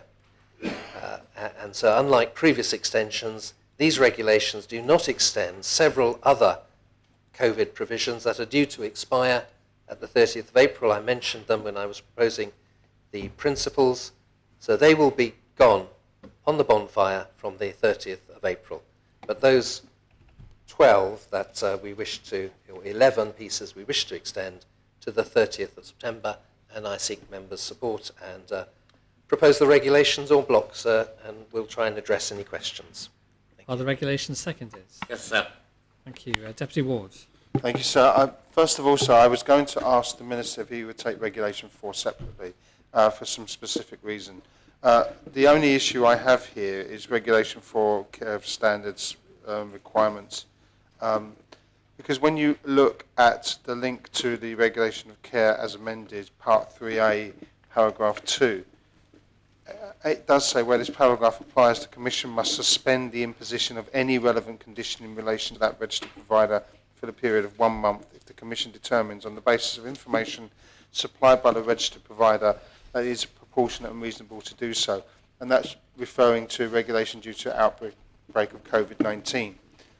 So I've always had concerns about that regulation in terms of care homes, and also whether it extends to children's homes, or whatever the correct and most appropriate phrase is for places where children live and should be cared for. Because we do have some high COVID numbers, and I think that there's a very fine line between COVID causing problems with staffing and general staffing problems anyway in their care homes. And I think that that regulation can easily have that line blurred, and we could lose regulation of care home and suspend for a period of 1 month the relevant conditions that I think are so important if we're going to have proper regulation in our care homes and safety in our care homes. So I can't support Regulation 4 being continued because I don't think it's necessary. I would like to have seen it suspended. There was a situation before where they were suspended in the background, still existed, but suspended. And I thought that would have been a much more sensible approach to have. So that's my concern over that. So I wonder if it would take it separately. I don't know what other members think about that, but I would ask him if he would do that. So, so if I can assist the Assembly, the regulations have been proposed en bloc, which means there'll be one debate, but any member can request and be entitled to a separate vote on any individual regulation. So if you want a separate vote on Regulation 4, that's fine, and that can be organised. Yes, sir, I would like that. Thank you. Deputy Martin. Thank you, sir. And I did want to speak more generally, and I just think the regulations and the ones that have been, let's say, extended to the end of September are very, very sensible. And I absolutely got Deputy Ward's concern about this regulation. But if he thinks back and over on what has been happening, especially in care homes, and you heard the Minister, we heard the Minister, sir, explain, this just gives a little bit of flexibility to, you remember when you couldn't go and visit your elderly relative? You've shut the doors. The Minister explained that this just gives a little bit of flexibility to when you put, or you may not put, an extra member of staff on that might not need to be there in the afternoon, because people are now hopefully being able to go out like they used to with their relative, etc., etc.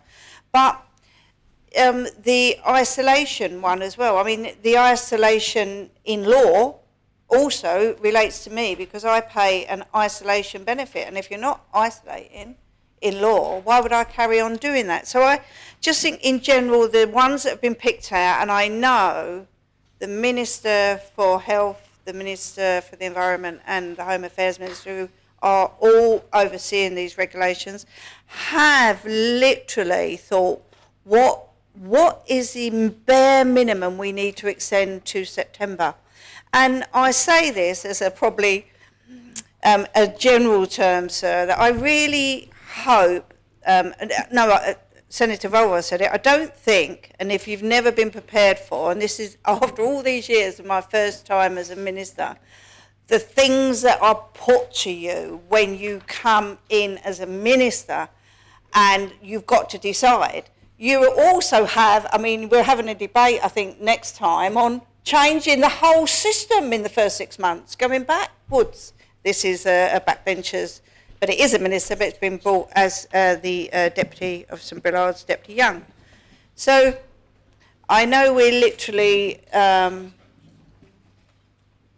are talking two different regulations, but I said I've looked at the ones that have been extended. I think it's they're sensible. It's to the end of September. You know, if you believe the Facebook, you'll have 49 new members in here having to make some really, really tough decisions very quickly.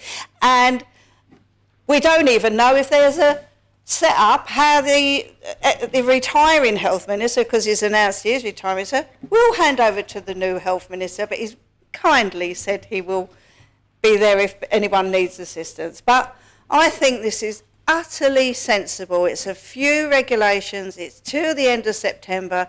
Let's get this through. It's an insurance policy. Nobody is forcing them. They're there and they can carry on, but they're only there if they're needed.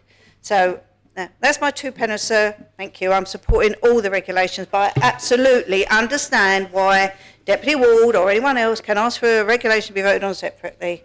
Thank you. Can I ask for a clarification from that speech? Yes, Deputy. Clarification that the understanding that Part 3A of the Regulation of Care, Part 2, is not just about visitors to a care home. It's about suspension of things like inspection and the what's the word?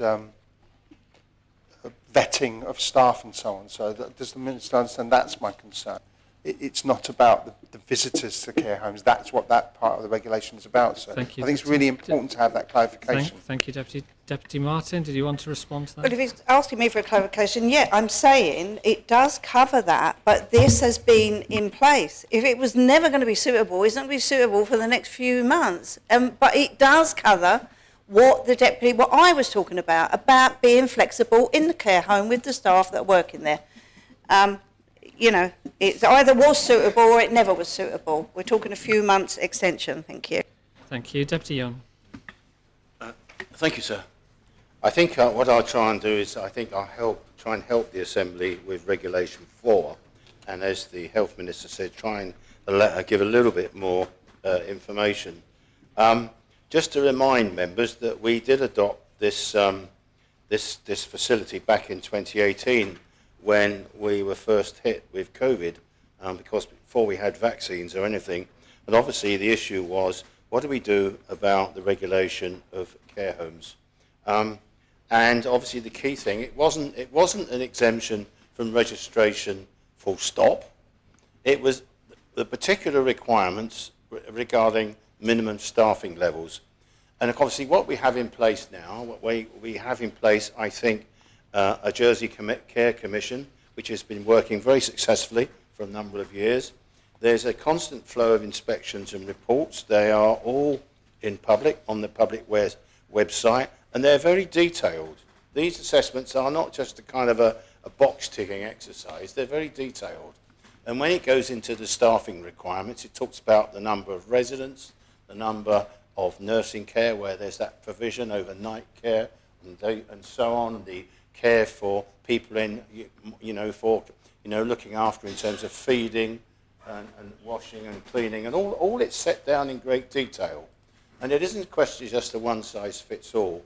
And now I think it is right that we've had that, the Jersey Care Commission have asked, they believe it's necessary to still have this arrangement in place, whereby we do have the facility with safeguards, which I'll talk about in a minute, to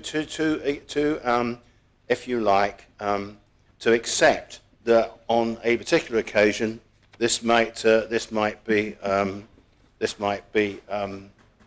to be invoked.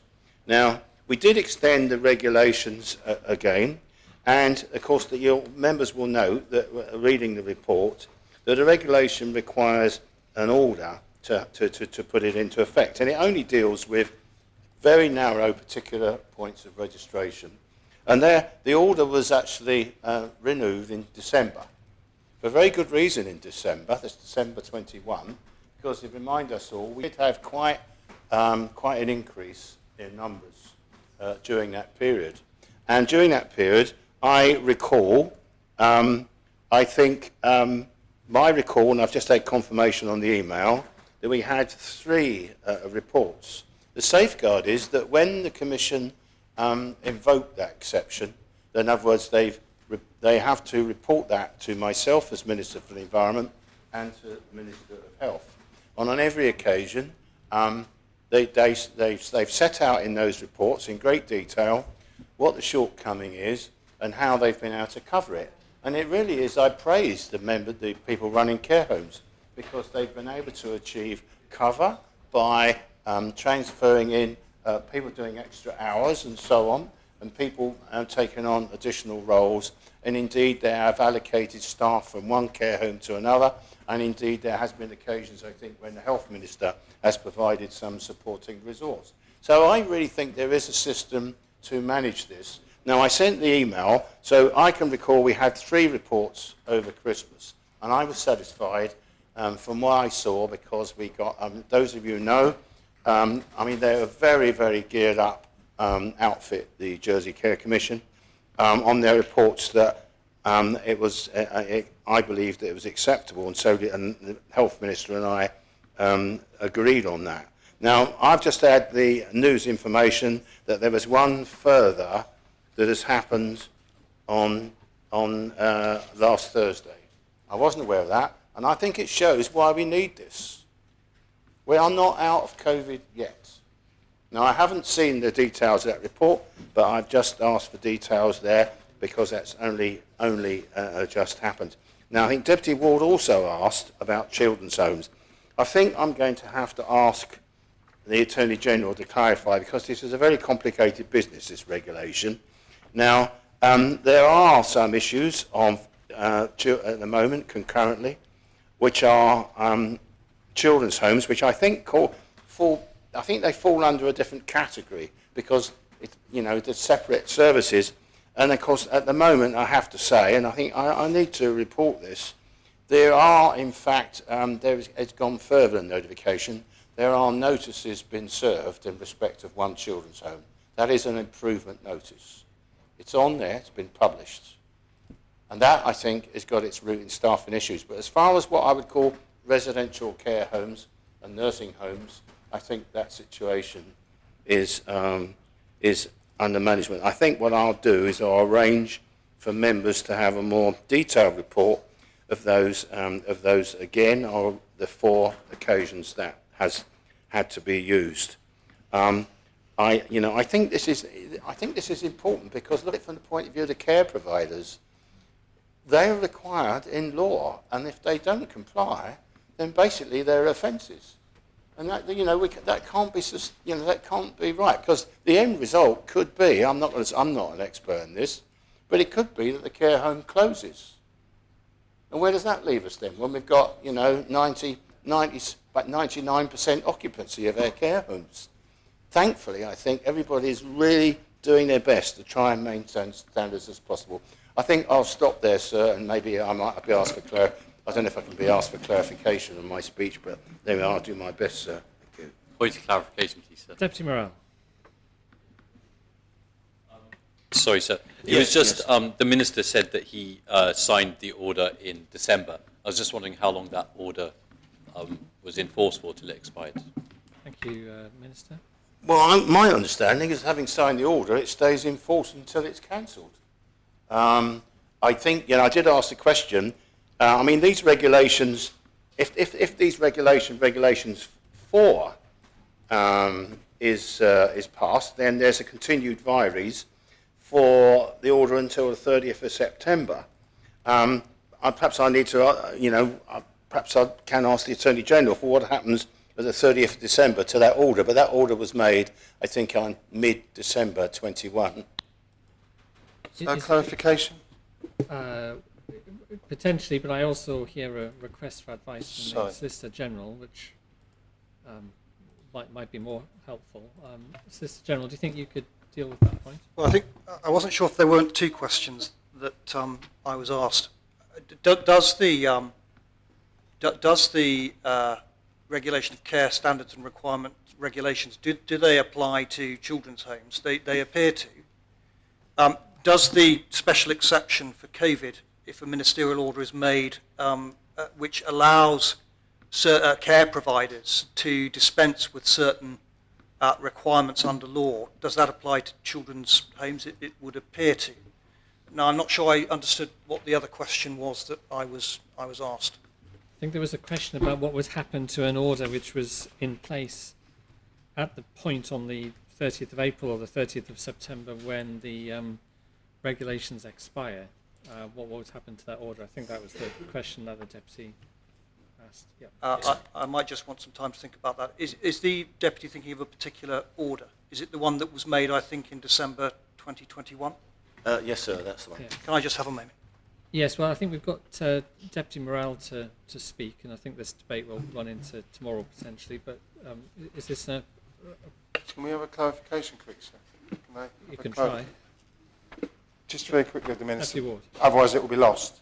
The Minister mentioned about homes closing if we don't have these regulations, but in normal times, if they did not have the staff, if they could not have the right qualified staff, would these homes stay open? Is the thing that's keeping them open COVID? And are we in that situation? That is a really important clarification when we talk about the risk of care homes closing, because we have to understand the context. So this is where I struggle with this. I mean, look, we have a law that requires people to register. If people, those who register puts conditions on those registrations. If providers don't meet those conditions, then in the case of this particular provision, which is this one that we're seeking to renew here, the safeguard is that there is an excusal for 1 month, as I think Deputy Ward spoke about, from those staffing levels, and then there's a notification to myself and the Health Minister. Now, I think what I spoke about closure, I think is an extremist. In other words, if there are failures in the home. And of course, there has been at least one other home where matters have been drawn to my attention that which are nothing to do with staffing levels at all. And ultimately, I think that is a problem which is ongoing, which I don't want to go into. The point is this. This is on the, I think this legislation here is on the narrow point of staffing levels. Now, I've spoken about the 4 I'm aware of, and I've agreed to circulate the details of the report that the Commission have given. And I absolutely agree with the Health Minister that the arrangements are, to get round that problem, are very, I think, fair and practical and safe, according to the Commission. But if they find fundamental problems that where this narrow provision in this law can't be used, then they've got other processes, which is to serve improvement notice, and I believe potentially withdraw the legislation. So that's an extremist. So maybe I shouldn't have brought that in. Now, I don't believe there's any prospect in this case of that happening, because the safeguards are working, and I think that the case has been made so that they are necessary. Solicitor General, are you ready to answer the query? Yep, I should correct the advice I gave a moment ago, having read Article 17A of, just bear with me, I'll get the full title, of the Regulation of Care Standards and Requirements, Jersey Regulations. 17A, in fact, does not apply to people providing residential care for children. That is clear from 17A paragraph 5. Nothing in this regulation applies to a registered person to the extent that the regulated activity concerned includes provision of care to a child. So children's care homes are, as it were, carved out of the special COVID-19 concessions. I think the answer to the other question is this. The vires for the Minister to make an order under 17A excusing adult care home providers from certain of the statutory requirements because of COVID. The vires for that comes from Article 17A. It seems to me that an order made using that power cannot survive the demise of that power when Article 17A lapses. So it's tied to the date at which it expires. I wonder if this would be an appropriate moment to adjourn to reflect on these contributions. And Sir, I'm asking one question in my speech. well, so it's if I already may. 5:30, so I'm obliged to find out whether the Assembly wishes to adjourn. And one question often leads to another, Deputy. That's the problem is. May I propose the adjournment? The adjournment's proposed. Those members who. Can I just, sorry, sir, I wanted to maybe propose that we sit later tomorrow because there are still 13 items are left on the order paper, with a couple of them potentially being quite big debates, and I think it's fair that we give people as much notice as possible, and I thought it'd be worth maybe mentioning that now. So what is your proposition, Deputy? So I think I'd like to propose that we sit until, was it 8 o'clock like we did, was it last week, with a half an hour break at 5:30 tomorrow. Is that proposition seconded? Yes, sir. Is any member, Deputy Martin? Yes, sir. I thought I'd gone out of the coffee room and come back on Thursday. Tomorrow is Thursday, sir. We're here. We've agreed to Friday. We can, at a good pace, we can do this. We'll make silly decisions by 8 o'clock tomorrow night. I'm absolutely against this. Sorry, if I was supposed to stand up and support it. No, we can do a whole day tomorrow and Friday. Thank you. Does any other member wish to speak on the proposition? Deputy Pershard. Sorry, sir. I just wanted to quickly add, I agree with Deputy Martin. Last time we made a decision about Thursday, when we had a continuation day on Friday set aside, we ended up not using the whole of the day on the Friday, and I think we should make the decision about sitting late tomorrow, or after we have a better assessment of where we are by the end of the day tomorrow. We've still got 2 days left. We're well over halfway, and I would be opposed to deciding on sitting late tomorrow tonight. Thank you. Thank you. Constable St. One. Yes, I think I agree with the last two speakers. A number of the items coming up for debate, one would like to think are relatively straightforward, and I'm sure we will get through them reasonably quickly. I think we'll be in a good position by tomorrow lunchtime to make this decision rather than making it now, so I would support that view. Deputy Gardner. I would like just to echo that by 8 o'clock tomorrow we'll not make good decision, and I would like to raise with the Assembly, would we maybe consider to start at 9 o'clock in the morning, like most of the people start around, not tomorrow, but people start work 8:30, 9, and I would rather to start at 9 than to finish at 8, as an idea going forward. Well, we'll do one proposition at a time. Deputy Tadier? So yeah, I won't be supporting this. I know it's been moved for helpful reasons.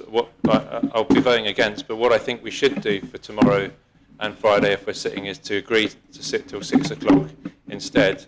The problem with the current proposal is that you're already losing half an hour if you break at 5:30, which is counterintuitive to come back when you're probably very tired. So I think if we make a note in our diary, and this will be the counter proposal afterwards if anyone wishes to, sit till 6, we all know where we are. If it looks like we're going to finish tomorrow evening, then we may well decide to stay another hour or two, but I think it helps to plan in advance. Deputy Morel? Yeah, only sir, I thought the adjournment had been proposed, so it seems like we're debating a different proposition to the adjournment. Well, there's a degree of flexibility, Deputy, to allow the Assembly to make its decisions. So I felt it was best for the Assembly to hear Deputy Alves' point and to then reach a conclusion on this rather than to dash ahead with the adjournment. But thanks for the contribution. Does any other member wish to speak in this debate? If not, Deputy Alves, do you wish to sum up? Yes, thank you, sir. I just wanted to put the option out there to give as much notice to members as possible.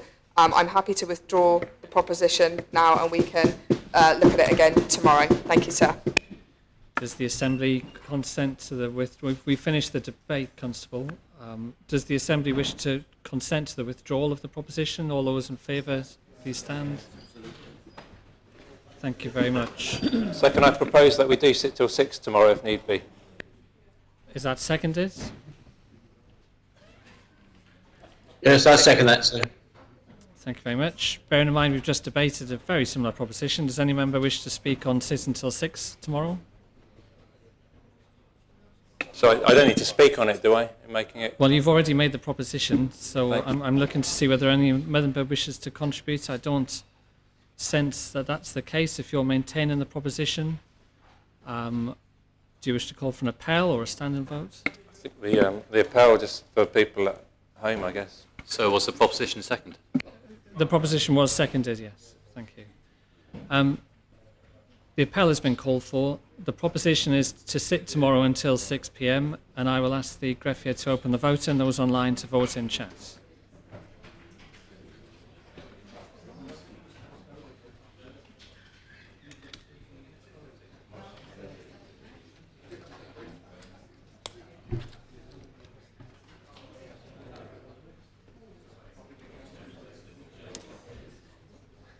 If all members have had the opportunity to cast their votes, I ask the greffier to close the voting.